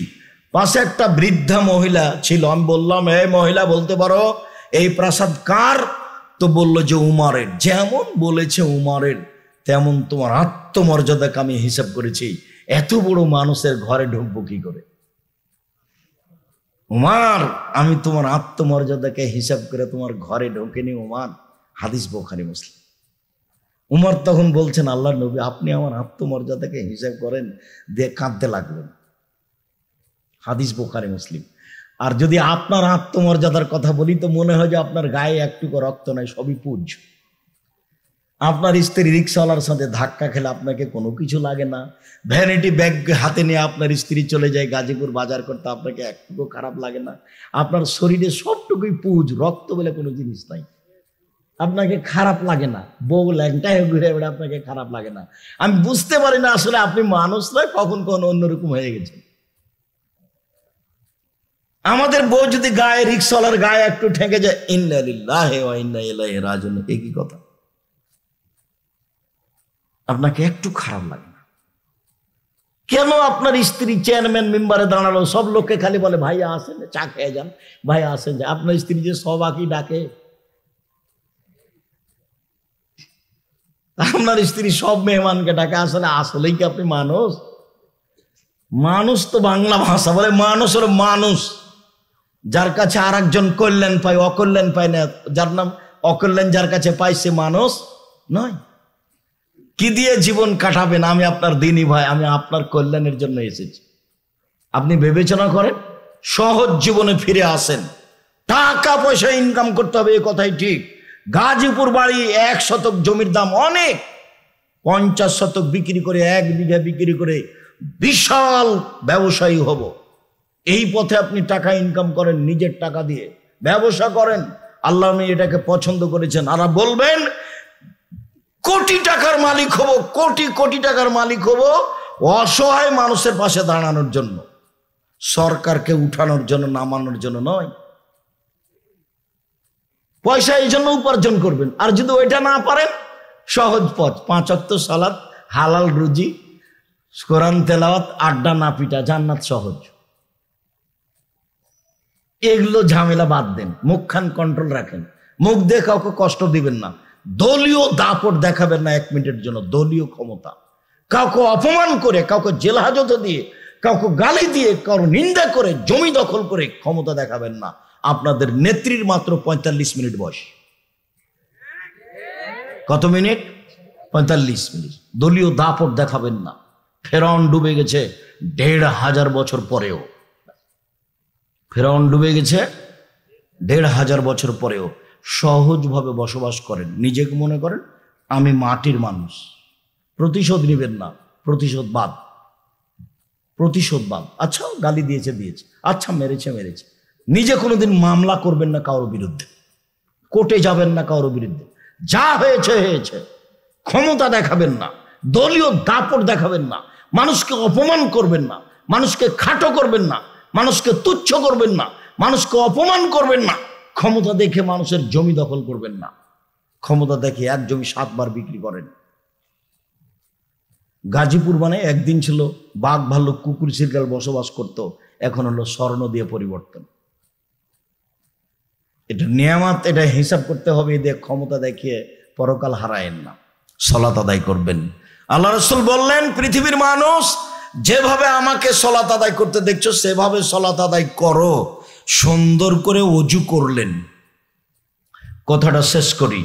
আমাদের নবীকে আল্লাহ বলতেন, মোহাম্মদ বলতে পারেন ওপরে কি নিয়ে হইচই হচ্ছে? আমি বললাম জি হ্যাঁ বলতে পারি। মানুষের পাপ কিসে মিটে যাবে এই নিয়ে হইচই হচ্ছে। মানুষের পাপ মিটে যায় 1, সুন্দর করে ওযু করলে, 2, পায়ে হেঁটে মসজিদে গেলে, 3, সালাতের পরে বসে বসে তাসবিহ তাহলিল জিকির আজকার করলে পাপ মিটে যায়, মান বেড়ে যায়। এইটুকু যদি করে তার মরে যাওয়া ভালো, তার বেঁচে থাকা ভালো, তার মরে যাওয়া ভালো, তার বেঁচে থাকা ভালো। এরপরে লোকটা হয়ে যায় সেই দিনের মতো যেদিন তার মা তাকে জন্ম দিয়েছে, নিষ্পাপ হয়ে যায়। যদি মানুষ সুন্দর করে ওযু করে, পায়ে হেঁটে মসজিদে যায়, সালাতের পরে বসে বসে তাসবিহ তাহলিল জিকির আজকার করে, তাহলে লোকটা হয়ে যায় সেই দিনের মতো যেদিন তার মা তাকে জন্ম দিয়েছে, নিষ্পাপ হয়ে যায়। আল্লাহু আকবার বলার পূর্বে সুন্দর করে অজু করে নেন। এই ছেলে বসো, প্রয়োজন দেখাবে না কয়েক মিনিট, দয়া করে কোনো কাজ আমাকে দেখাবেন না। কয়েক মিনিট আমি আপনার জন্য এসেছি, নিজের হিসাব নিজের কাছে রাখবেন। অজু করার পূর্বে পেশাব পায়খানার কাজ থাকলে সেরে আসেন, না হলে অজু সলাৎ হবে না। পেশাব পায়খানা শেষে পানি দিয়ে পবিত্রতা অর্জন করবেন, তারপরে হাত মাটিতে মেজে নেবেন। আগে ঢেল টিস্যু পেপার পরে পানি, এটা মিথ্যে। পানি নাই তখন ঢেল টিস্যু পেপার, এটা ঠিক আছে। ঢেল টিস্যু পেপার নিয়ে 40 কদম হাঁটতে হবে, এটা নোংরামি। পায়ের উপরে পা উঠাতে হবে, খক খক করে কাশতে হবে, এটা বেহায় ধর্ম, এরকম নয়। 40 কদম কেন, যখনই আপনি বুঝেছেন 40 কদম হাঁটতে হবে, এরকম করতে হবে, তখন আপনার পিছনে শয়তান লেগেছে। 40 ঘন্টা পরে যদি আপনি টিস্যু ফেলেন, তবু আপনার মনে হবে পেশাব আসলো মনে হয়, এই পেশাব আসলো মনে হয়। আপনাকে একবারে বোকা বানিয়ে ছাড়বে, আর আপনাকে পবিত্র হতে দেবে না। ওটা শয়তান করছে, আপনি ওটা বুঝতে পারছেন না। ওকে আপনাকে বোকা বানানোই তার কাজ। ও সব সময় জিদে আছে, আদমের ছেলে মেয়েকে আমি জাহান্নামে নিয়ে যাব। কিভাবে নিয়ে যাবো সেটা আমার কৌশল। এই জিদে দিন কাটাচ্ছে, আপনি তো তার জিদ বুঝতে পারছেন না। এটাও আল্লাহর কাছ থেকে চেয়ে নিয়েছে, কিয়ামত পর্যন্ত বেঁচে থাকবো আর আদমের ছেলে মেয়েকে জাহান্নামে নিয়ে যাব, আমি এই জিম্মেদারি নিয়েছি। ও কন্ট্রাক্ট নিয়েছে, এটা ও হলো খোলা শত্রু। এই জন্য আল্লাহ নবী বলছেন ও হলো খোলা শত্রু। যে কোনো মূল্যে আপনার দেহে যতক্ষণ পর্যন্ত শ্বাস আছে, ও আপনাকে ভুল পথে নিয়ে যাবে। তো আপনি রাসূলের পদ্ধতিতে আসেন, বাস পেশাব পায়খানার পরে পানি দিয়ে পবিত্র অর্জন করেন, হাতটা মাটিতে মেজে নেন, অজু করেন। অজু শেষে একটু হাতে ছিটা পানি নিয়ে লজ্জা স্থান সামনাসামনি ছিটিয়ে দেন। আলহামদুলিল্লাহ। এখন যদি আপনার পেশাব আসে বলে মনে হয়, তাহলে আপনি বলবেন, এই শয়তান, পেশাবে আমার কাপড় ভিজে যাক রে, আমি আর অজু করব না। সর এখান থেকে সর, আমার কাপড় ভিজে যাক পেশাবে, তবু আর অজু করব না। তোকে আমি পাগল, আমাকে বানাবে, এই সুযোগ দেব না। শয়তান আপনাকে করাচ্ছে। অজু শেষে বলবেন, আশহাদু আল্লা ইলাহা ইল্লাল্লাহু ওয়াহদাহু লা শারীকা লাহু ওয়া আশহাদু আন্না মুহাম্মাদান আবদুহু ওয়া রাসূলুহু। তাহলে জান্নাতের সব দরজা খোলা। বিশাল ব্যাপার, বুখারী মুসলিমের হাদিস। এই দোয়া মুখস্থ থাকলে ভালো, মুখস্থ না থাকলে আগামীকাল সন্ধ্যা হতে হতে করতে হবে। তোমাদেরকে 24 ঘন্টা, মুরব্বীদের 3 দিন সময় থাকলো। আর সাইদুল ইস্তেগফারের জন্য মুরব্বীদের সময় দেওয়া আছে 7 দিন, আর তোমাদের 24 ঘন্টা। সাইদুল ইস্তেগফার, ক্ষমা চাওয়ার সর্দার। আল্লাহুম্মা আনতা রাব্বি লা ইলাহা ইল্লা আনতা খালাকতানি ওয়া আনা আবদুকা ওয়া আনা আলা আহদিকা ওয়া ওয়াদিকা মাসতাতাতু ওয়া আউযু বিকা মিন শাররি মা সানাতু আবু লাকা বিনি'মাতিকা আলাইয়া ওয়া আবু বিযামবি ফাগফিরলি ফাইনাহু লা ইয়াগফিরু যুনুবা ইল্লা আনতা। সকালে যদি পড়ে সন্ধ্যা পর্যন্ত মারা গেলে যান, সময় দিয়েছি 7 দিন। আর এই যে ওজুর দোয়া, সব দরজা খোলা। তোমার জন্য ঘরে 24 ঘন্টায় থাকলো, মুরব্বীর জন্য 3 দিন। এটা ছোট দোয়া, কমিয়ে দেওয়া হলো। মুখস্থ করতেই হবে। কিভাবে করব? আপনার বাড়িতে বই আছে, নইলে আমি আপনার সহযোগিতা করেছি। যাওয়ার সময় তো দেখবেন বই আছে, আইনে রাসূল সাল্লাল্লাহু আলাইহি ওয়াসাল্লাম দোয়া অধ্যায়। কত জায়গাতে হাত তুলে দোয়া করবেন, কত হাত তুলে দোয়ার হাদিস আছে, কোন দোয়া চলবে না, কোন দোয়া চলবে। আপনার খিদমতে আমি দিন রাত লেগে আছি। আপনি যে কি বুঝেন আমি বুঝতে পারি না। দিন রাত আপনার সেবায় আমার কাজ। নিজের জন্য 5 মিনিট ভাবি না কি হবে না হবে, যা হবে হবে। সম্মানিত দিনী ভাই বোন, এইবার যদি আপনি 40 কদম হাঁটেন ঢেল টিস্যু পেপার নিয়ে, তাহলে আপনি জান্নাতে যেতে চান, আপনার বউকে হাঁটতে হবে না।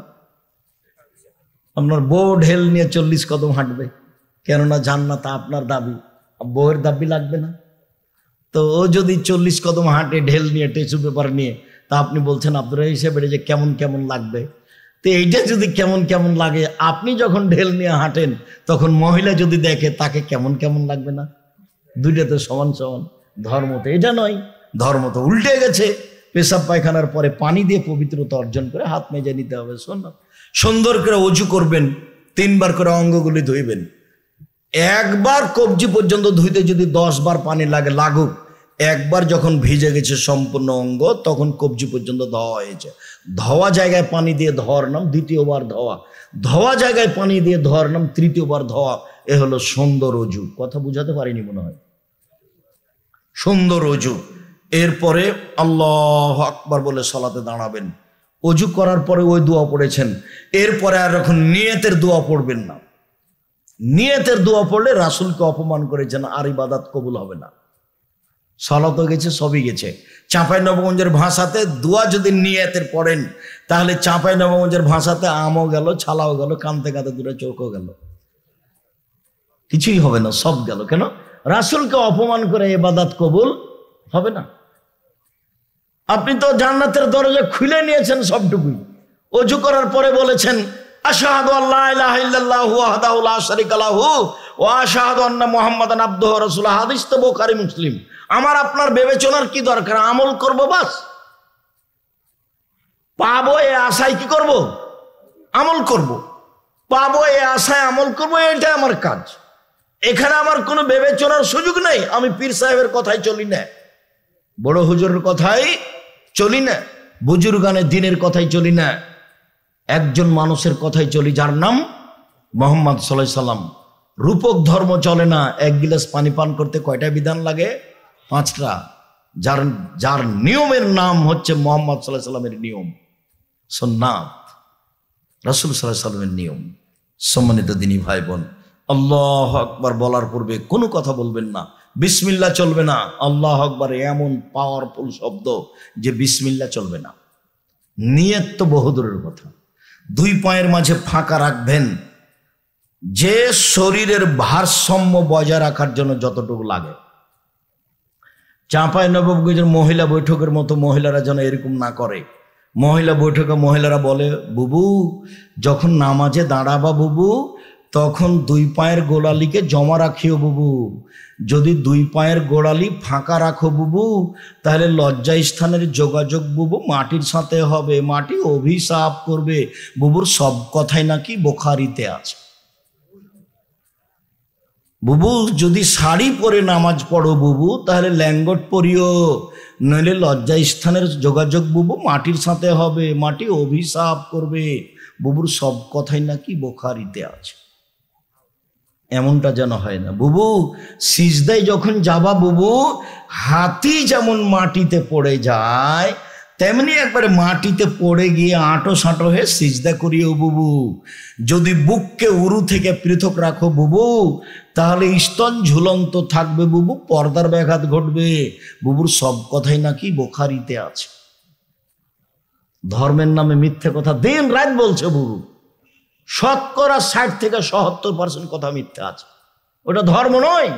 কোরআন মাজিদের গায়ে যদি মানুষ মিথ্যা কথা লিখতে পারে, তাহলে বক্তব্যে মানুষ মিথ্যা কথা বলতে পারে।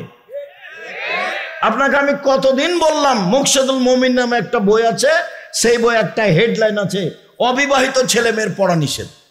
হেডলাইন, যে দেখে সেই পড়ে, যে দেখে সেই পড়ে। অবাক কথা কি আছে?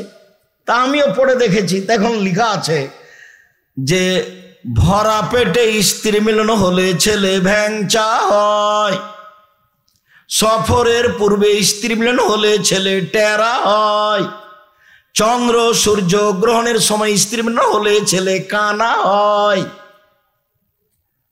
অবাক কথা, সবটুকুই মিথ্যা কথা। একবারে হেডলাইন থেকে শুরু থেকে শেষ পর্যন্ত একটা কথাও সত্য নয়। শুধু কেন সত্য নয়, কোরআন মাজিদের সরাসরি বিরোধী। কোরআন মাজিদে আল্লাহ বলছেন নিসাউকুম হারসুল লাকুম ফাতু হারসাকুম আন্না শিতুম। তোমাদের স্ত্রী তোমাদের জমি, তোমাদের স্ত্রী তোমাদের ক্ষেত। তোমরা তোমাদের স্ত্রীর নিকটে আসো তোমাদের ইচ্ছে মতো, সকালেই কি, বিকালেই কি, দুপুরেই কি, ভরা পেটেই কি, সফরের পূর্বেই কি, চন্দ্রগ্রহণ লাগলেই কি আর না লাগলেই কি। তা আল্লাহ বলছে, কেমনে উনি কলমে লিখতে পারেন এই কথা যে ভরা পেটে স্ত্রী মিলন হলে ছেলে ভ্যাংচা হয়, সফরের পূর্বে স্ত্রী মিলন হলে ছেলে টেরা হয়, চন্দ্র সূর্য গ্রহণের সময় স্ত্রী মিলন হলে ছেলে কানা হয়। একবারে নগদ মিথ্যা কথা, ডাহা মিথ্যা কথা ধর্মের নামে। আমার তো মনে হয় এসব বক্তব্য, এসব কলম পুঁথির গানের মতো।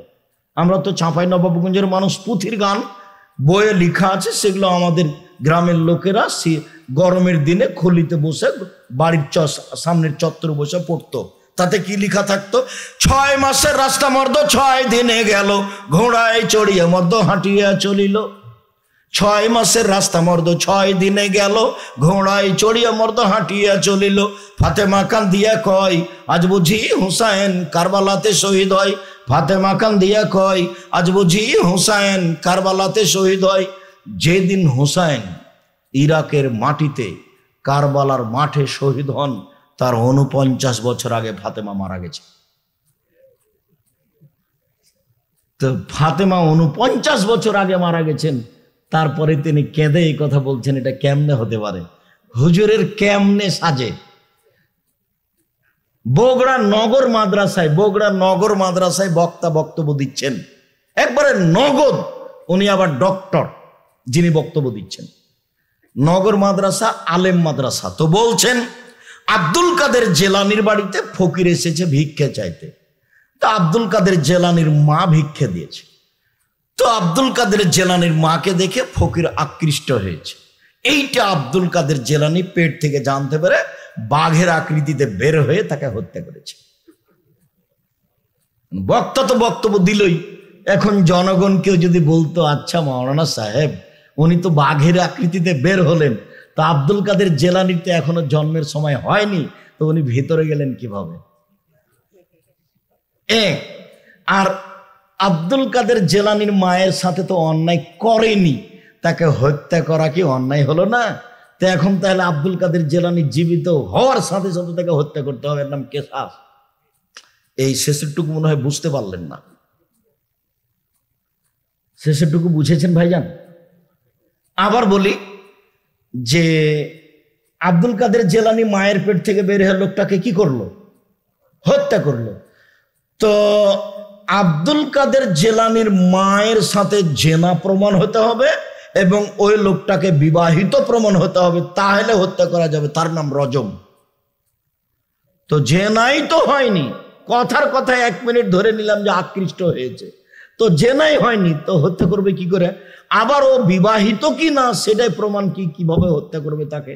ও বিবাহিত হতে হবে, জেনা প্রমাণ হতে হবে, তারপরে হত্যা। তো কোনো কিছুই হলো না, আব্দুল কাদের জেলানি তাকে আগেই মেরে দিলেন। তাহলে আব্দুল কাদের জেলানি একটা মানুষকে অন্যায়ভাবে কি করলেন? হত্যা করলেন। এখন কোরআন মাজিদে অন্যায় হত্যা করার ফলাফল কি? হত্যা, কেসাস। তাহলে এখন আব্দুল কাদের জেলানি জন্ম হওয়ার সাথে সাথে কি করতে হবে? হত্যা করে দিতে হবে। এরকমই চলছে। বলছে আব্দুল কাদের জেলানি যাচ্ছে না আকাশে, কেন? কি হয়েছে? বলে আল্লাহর বিচারে ভুল হয়েছে, সংশোধন করতে যাবে। বইও লেখা আছে এইভাবে, বইও লেখা আছে। এইভাবেই চলছে বক্তব্য, এভাবেই চলছে বই পুস্তক। জাতির সংশোধনের জন্য এসেছি, জাতিকে ভুল পথে পরিচালনা করার জন্য আসেনি। জাতির যদি রাস্তাঘাট করে দিতে না পারি, জাতির যদি স্কুল কলেজ করে দিতে না পারি, জাতিকে চূড়ান্ত সঠিক ধর্ম দিতে পারবো ইনশাআল্লাহ। ধর্মের ব্যাপারে জাতিকে ফাঁকি দিয়ে পরকাল হারাতে রাজি নই। আল্লাহ আকবার বলার সময় হাত দুটা এই পর্যন্ত উঠাবেন, কাঁধ সামনাসামনি, কানের লতি সামনাসামনি, কান ধরা হবে না, কানের লতিতে লাগানো হবে না, এইরকম করে ধরা হবে না, বাস কানের লতি না হলে কাঁধ সামনাসামনি, আঙ্গুল জমা জমা থাকবে, আঙ্গুল আকাশমুখী থাকবে, এটাও হবে না। আর এরকম হবে না, এরকম হবে না, এরকম হবে না। বুখারী মুসলিমের হাদিস, কাঁধ সামনাসামনি। যারা আপনারা মহিলা মানুষ আছেন, হয়তোবা প্রজেক্টটা দেওয়া আছে, বুঝতে পারছেন কিনা, দেখতে পাচ্ছেন কিনা, আগেই চলে গেছেন নাকি?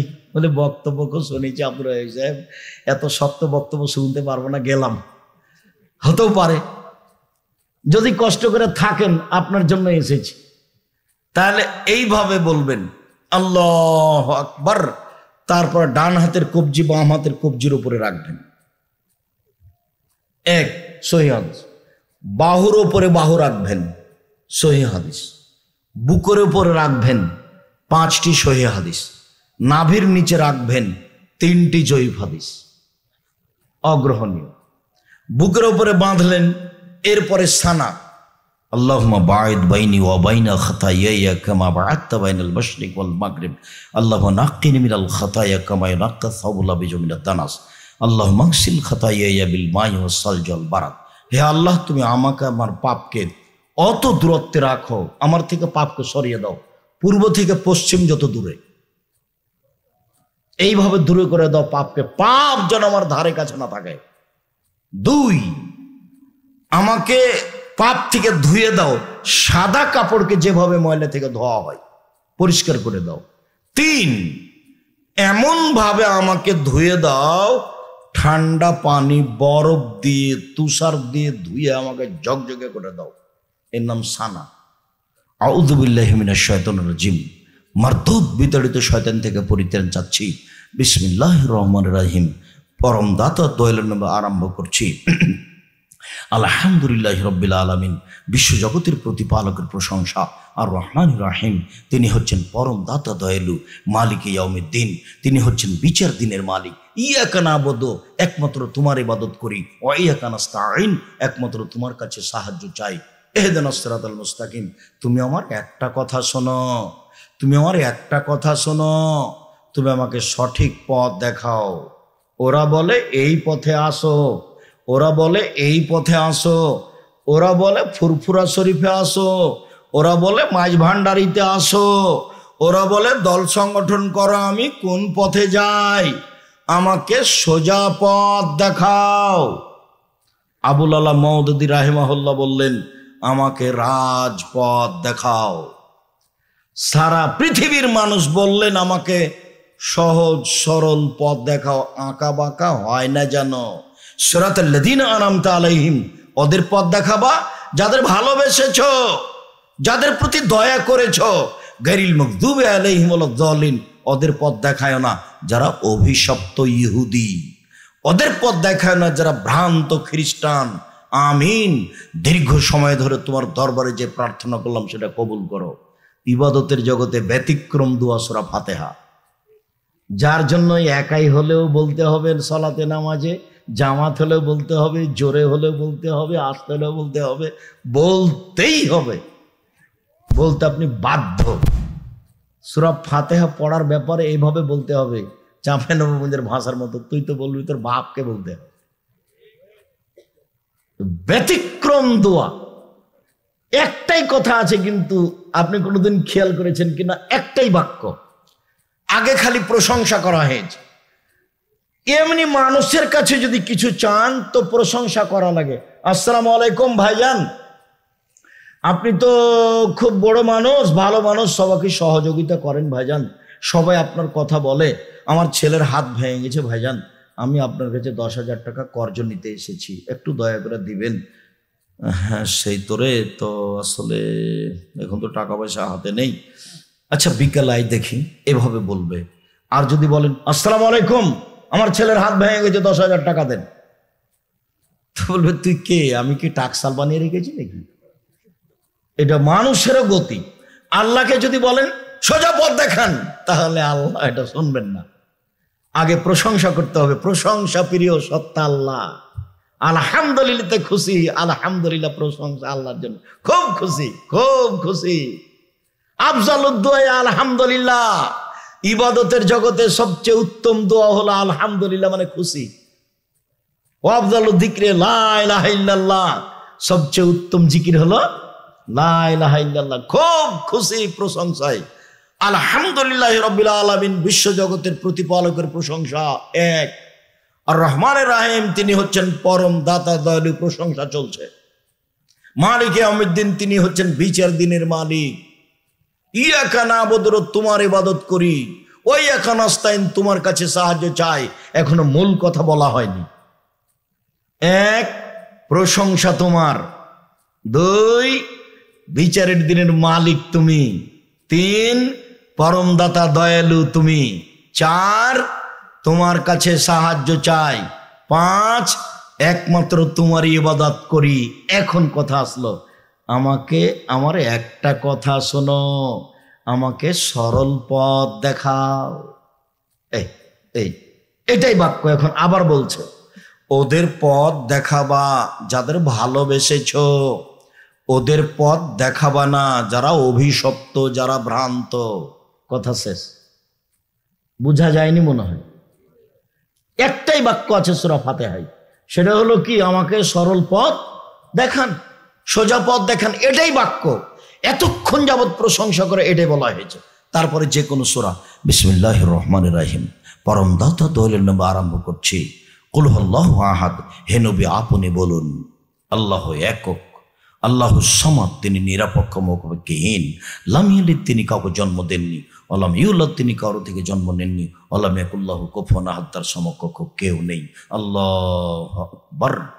হাত ওই পর্যন্ত উঠাবেন, ওইভাবেই কানের লতি, কাঁধ সামনা পাননি, ওইভাবেই আগে যেভাবে ছিল এ পর্যন্ত উঠিয়ে এবার চলেন রুকুতে। রুকুতে যাওয়ার পূর্বে আপনার সাথে আমার জরুরি কয়েকটা কথা। তার প্রথম কথা হচ্ছে, মাথা উঁচুও হবে না নিচুও হবে না, এবার সোজা হয়ে থাকবে রডের মতো, এরকম হবে না এরকমও হবে না। আর পিঠটা একবারে সোজা হয়ে থাকবে, পিঠের উপরে একটা গিলাস রাখলে যেন থেকে যায়, এরকম পিঠটা সোজা হয়ে থাকবে। তারপরে হাতের আঙ্গুল খুলে খুলে রাখবেন, হাতটা এইভাবে বাঁকা হবে না, রডের মতো সোজা হয়ে থাকবে। হাতটা এইভাবে বাঁকা হবে না, পিঠটা যেন মধ্যখানে এরকম উঁচু না হয়। আপনি আপনার মেয়েকে কালকে সলাত আদায় করতে বলেন, আপনার সামনে একটু দেখেন, আল্লাহ নবী বাস্তব সলাত প্রশিক্ষণ দিতেন। আপনি পড়তে বলেন, দেখবেন আপনার মেয়ে সলাতে রুকুতে গেছে তো এমনি হাত দেওয়া আছে, পিঠখানকে উঁচু করে এভাবে এমনিতে হাত দেওয়া আছে, কোমর থেকে সামনের ওজন হাতের উপরে থাকতে হবে, হাত দিয়ে হাঁটুকে চেপে ধরে থাকতে হবে। সুবহান রব্বিল আজিম যতবার ইচ্ছে, একবার হোক 50 বার হোক। বারের হাদিস একটাও ঠিক নয়, 3-এর ঠিক নয়, 5-এর ঠিক নয়, 10-এর ঠিক নয়, যে যা পারে। অথবা বলুন সুবহান কুদ্দুসুন রব্বুল মালাইকাতুর রূহ, অথবা বলেন সুবহানাকা আল্লাহুম্মা রাব্বানা ওয়া বিহামদিকা আল্লাহুম্মা গফিরলি, তোমার প্রশংসা সহকারে তোমার পবিত্রতা বর্ণনা করি, আমাকে ক্ষমা করো। যতবার পড়েন। তারপরে চলেন সামি আল্লাহু লিমান হামিদা, ওই পর্যন্ত উঠাবেন। প্রথমে যা ছিল একই নিয়ম, হাত উঠে ও পর্যন্ত, এবার ছেড়ে দেন। সবকে স্ব স্থানে যেতে হবে, হাড়হাড্ডিকে একবারে সোজা হয়ে দাঁড়িয়ে থাকেন, রুকুতে যেতে পাবেন না। রুকুতে চলে গেলেই আর সলাত হবে না, দাঁড়িয়ে থাকেন। সামি আল্লাহু লিমান হামিদা রাব্বানা লাকাল হামদ হামদান কাসীরান তাইয়িবান মুবারাকান। আল্লাহ ওই লোকের প্রশংসা শুনলো যে তার প্রশংসা করলো, খুব তার প্রশংসা, বরকতময় তার প্রশংসা, মঙ্গলময় তার প্রশংসা। মিলা সামাওয়াতে, আকাশ পরিমাণ তার প্রশংসা, মিলাল আরদ, জমিন পরিমাণ প্রশংসা, মিলামা শাইতা বিন সাইন, মিলামা বাইনাহুমা, আকাশ জমিনের মধ্যে যে ফাঁকা আছে সেই পরিমাণ প্রশংসা, মিলামা শাইতা বিন শাইন বাদ। এরপরে যত চাও তত তোমার প্রশংসা। দাঁড়িয়ে দাঁড়িয়ে বলতে থাকেন, সিজদায় যেতে পাবেন না, সোজা দাঁড়িয়ে থাকবেন একবারে। খালি তাড়াহুড়া করে গেলে আর সলাত হবে না। এবার চলেন সিজদায়। আপনার সাথে জরুরি কথা সিজদায় যাওয়ার আগে, এক, মাথার চুল যেন খোপা বাঁধা না থাকে, মহিলাদের থাকলে বেনি গাঁথা থাকবে। আপনার যেন হাত জড়ানো না থাকে জামার, পায়জামার। যদি পায়জামা জড়াতে হয় তাহলে কোমরে জড়াতে হবে, নিচের দিকে জড়ানো হারাম। হাত যেন জড়ানো না থাকে, এটা খুলে দিতে হবে। টাকনুর নিচে সলাতের সময় চলবে না, বাকি সময় চলবে। 3 শ্রেণীর মানুষের সাথে আল্লাহ কথাই বলবেন না, অথচ তার অনেক দয়া বিচারের মাঠে তার 1 শ্রেণীর মানুষ যারা টাকনুর নিচে পায়জামা প্যান্ট লুঙ্গি পরে, তাদের সাথে আল্লাহ কথা বলবেন না। যা, তো সবকিছু সিজদায় যাবে, কোথাও যেন চুল বা হাত কোথাও যেন জমা না থাকে। 2, 7 হাড়ের উপরে সিজদা করতে হবে। নাক কপাল এক, কোনটা আগে কোনটা পরে এটা বিবেচনা নেই, নাক কপাল দুইটাই মাটিতে লেগে থাকবে। 3, 2 হাত, এ হলো 3। 5, 2 হাঁটু, এ হলো 5। 7, 2 পায়ের বৃদ্ধাঙ্গুল, এ হলো 7। সিজদাকালীন পা উঠিয়ে আপনি পা চুলকাতে পাবেন না, নইলে কয়টা অঙ্গ হয়ে যাবে? 6টে। সিজদার সময় হাত উঠে চুলকাতে পাবেন না, নইলে কয়টা হয়ে যাবে? 6টা। আদেশ কয়টা আছে? 7টা। 7টা আদেশে সিজদা করতে হবে, 7 অঙ্গের উপরে।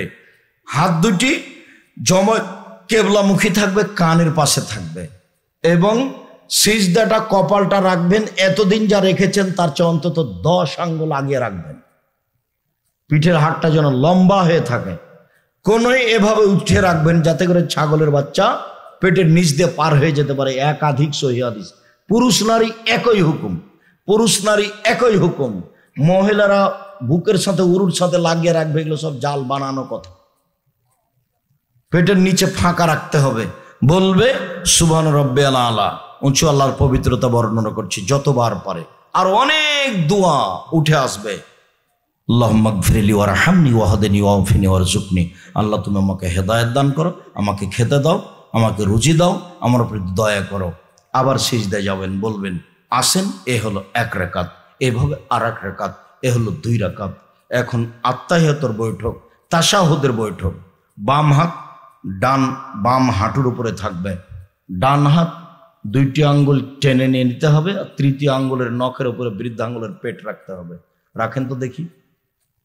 মহিলা মানুষ আপনারা যারা দেখতে পাচ্ছেন নাকি দেখেন তো প্রজেক্টরের মাধ্যমে। আগে 2টা আঙ্গুল জমা করে নেন, কনিষ্ঠ আঙ্গুল এবং তারপরেরটা, তারপরে 3য় আঙ্গুলের নখের উপরে বৃদ্ধাঙ্গুলের পেটটা রাখেন, দেখটা গোলাকার করেন। এবারে হাঁটুর উপরে রাখেন, অবিরাম নড়বে। একবার নড়ানোর কথা ভুয়া হাদিসও নেই, জাল হাদিসও নেই। অবিরাম নড়বে, এটা হলো আঘাত করা শয়তানকে। আঙ্গুল খাড়া করে রাখতে হবে, এটাও নয়। একবার উঠাতে হবে, এটা একবারে মিথ্যা কথা, ভুয়া হাদিসও নেই। অবিরাম নড়বে আত্তাহিয়াতুর বৈঠক শেষ হওয়া পর্যন্ত। সালামের যদি বৈঠক হয় তাহলে এবার এতক্ষণ বসেছিলাম বাম পায়ের পাতার উপরে, বোঝা যায়নি, আর ডান পা খাড়ো হয়েছিল, আঙ্গুল কেবলামুখী ছিল। এখন সালামের বৈঠক, বাম পা ডান দিক দিয়ে বের করে দেব, পিছনটা নিতম্বটা মাটির উপরে রেখে দেবো, বোঝা যায় না মনে হয়। নিতম্ব মাটির উপরে রেখে দেবো, বাম পা ডান দিকে বের করে দেব। বাম হাত আঙ্গুল জমা জমা হাঁটুর উপরে থাকবে, ডান হাত এভাবে আবার জমা করে নিব, এইভাবে বৃদ্ধা আঙ্গুল এই 3 নম্বর আঙ্গুলের নখের উপরে রেখে দিব, আর এই তর্জনী অবিরাম নড়বে। প্রথমে হলো আত্তাহিয়াতু লিল্লাহি ওয়াস সালাওয়াতু ওয়াত তাইয়্যিবাতু, সমস্ত ইবাদত আল্লাহর জন্য। আশহাদু আল্লা ইলাহা ইল্লাল্লাহু ওয়াহদাহু লা শারীকা লাহু ওয়া আশহাদু আন্না মুহাম্মাদান আবদুহু ওয়া রাসূলুহু। আমি সাক্ষ্য দিচ্ছি আল্লাহ ছাড়া কোনো মাবুদ নাই, আমি সাক্ষ্য দিচ্ছি মুহাম্মদ আল্লাহ রাসূল। আত্তাহিয়াত যখন শেষ হবে তখন দরুদ, আল্লাহুম্মা সাল্লি আলা মুহাম্মাদিন ওয়া আলা আলি মুহাম্মাদ কামা সাল্লাইতা আলা ইব্রাহিম ওয়া আলা আলি ইব্রাহিম ইন্নাকা হামিদুম মাজিদ। হে আল্লাহ, তুমি মুহাম্মদ সাল্লাল্লাহু আলাইহি সাল্লাম এবং তার পরিবারের প্রতি শান্তি অবতীর্ণ করো, যেমনভাবে ইব্রাহিম আলাইহিস সালাম ও তার বংশধরের প্রতি শান্তি অবতীর্ণ করেছ। তুমি প্রশংসনীয়, তুমি জ্ঞানী। আল্লাহুম্মা বারিক আলা মুহাম্মাদ ওয়া আলা আলি মুহাম্মাদ কামা বারাকতা আলা ইব্রাহিম ওয়া আলা আলি ইব্রাহিম ইন্নাকা হামিদুম মাজিদ। আল্লাহ, তুমি মুহাম্মদ সাল্লাল্লাহু আলাইহি ওয়াসাল্লামের উপরে বরকত নাজিল করো এবং তার পরিবারের উপরে বরকত নাজিল করো, যেমনভাবে ইব্রাহিম আলাইহিস সালাম ও তার বংশধরের প্রতি বরকত নাজিল করেছ। এরপরে আপনার ইচ্ছা মতো দোয়ায়ে মাসুরা, বিশেষ দোয়া, আল্লাহুম্মা ইন্নী যালামতু নাফসি যুলমান কাসীরা। হে আল্লাহ, জীবনে খুব পাপ করেছি, ফাগফিরলি, তুমি আমাকে ক্ষমা করো। মাগফিরাতাম মিন ইনদিক, ক্ষমা তোমার পক্ষ থেকে হয়ে থাকে। ওয়ারহামনি, তুমি আমার প্রতি দয়া করো। ইন্নাকা আনতাল গাফুর রহিম, তুমি তো ক্ষমাশীল, তুমি তো দয়াশীল, তুমি ক্ষমা না করলে কে ক্ষমা করবে। এরপরে আরো বিশেষ দোয়া, আল্লাহুম্মা ইন্নী আউযু বিকা মিন আযাবি জাহান্নাম। আল্লাহ, তোমার কাছে জাহান্নাম থেকে বাঁচতে চাচ্ছি। ওয়াউযু বিকা মিন আযাবিল কবর, তোমার কাছে কবরের শাস্তি থেকে বাঁচতে চাচ্ছি। ওয়াউযু বিকা মিন ফিতনাতিল মাসিহিদ দাজ্জাল, তুমি দাজ্জালের ফিতনা থেকে বাঁচাও। ওয়াউযু বিকা মিন ফিতনাতিল মাহইয়া ওয়াল মামাত, ইহকালের ফিতনা, পরকালের ফিতনা, ইহকালের ফিতনা, পরকালের ফিতনা থেকে বাঁচাও। ওয়াউযু বিকা মিনাল মাসামি ওয়াল মাগরাম, তুমি আমাকে রক্ষা করো বড় পাপ হতে, তুমি আমাকে রক্ষা করো ঋণ কর্য হতে, তুমি আমাকে ঋণ কর্য থেকে বাঁচাও, তুমি আমাকে বড় পাপ থেকে বাঁচাও, ঋণ কর্য থেকে বাঁচাও। আল্লাহ নবী দিন রাত ঋণ কর্য থেকে বাঁচতে চাইতেন, সালাম ফেরার পূর্বে বাঁচতে চাইতেন। এখন আপনি সালাম ফিরতে পারেন, তবে আপনার সাথে আমার একটা পরামর্শ আছে, সেটা হলো এখন বলবেন অন্তত রব্বির হামহুমা কামা রাব্বায়ানি সাগীরা। হে আমার প্রতিপালক, তুমি আমার বাপ মাকে দেখো, বাল্য অবস্থায় আমার বাপ মা যেভাবে আমাকে দেখেছিল, এটা কোনো সময় ভুলবেন না। এই ছেলে, ঘুমাচ্ছ কেন? কথা শেষ, এটা কথা মনে করো তো দেখি। সালাম ফেরার পূর্বে অন্তত এই দোয়াটা পড়ে সালাম ফেরার চেষ্টা করবেন। জমি জায়গা তো বাপের ভোগ করছেন, বাড়িঘর তো ভোগ করছেন। আপনি যদি আপনার বাপের কোনো উপকার করতে না পারেন, 10টা টাকা যদি বাপের নামে দান না করেন, তার জন্য যদি মুখের দোয়াটা না করেন, তা আপনার ছেলে আপনার জন্য করবে? খুব খেয়াল করে রাখবেন। আমি এই কথাও বলেছি, 2 রাকাত সালাত আদায় করে হাত তুলে দোয়া করে আল্লাহকে বলবেন, আল্লাহ আমি যেন নিয়মিত সালাম ফেরার পূর্বে রব্বির হামহুমা কামা রাব্বায়ানি সগীরা এই দোয়াটা বলতে পারি, তুমি আমার তৌফিক দান করো, আমি যেন না ভুলি। বুঝাতে পারিনি কথাটা? আপনি এটা দোয়া পড়ার জন্য সহযোগিতা কার কাছে চাইবেন? আল্লাহর কাছে। 2 রাকাত সালাত আদায় করে বলবেন, আল্লাহ আমি যেন এই দোয়াটা না ভুলি, আমি যেন চট করে সালাম ফিরে না দিই। আমি বলবো রব্বির হামহুমা কামা রাব্বায়ানি সগীরা।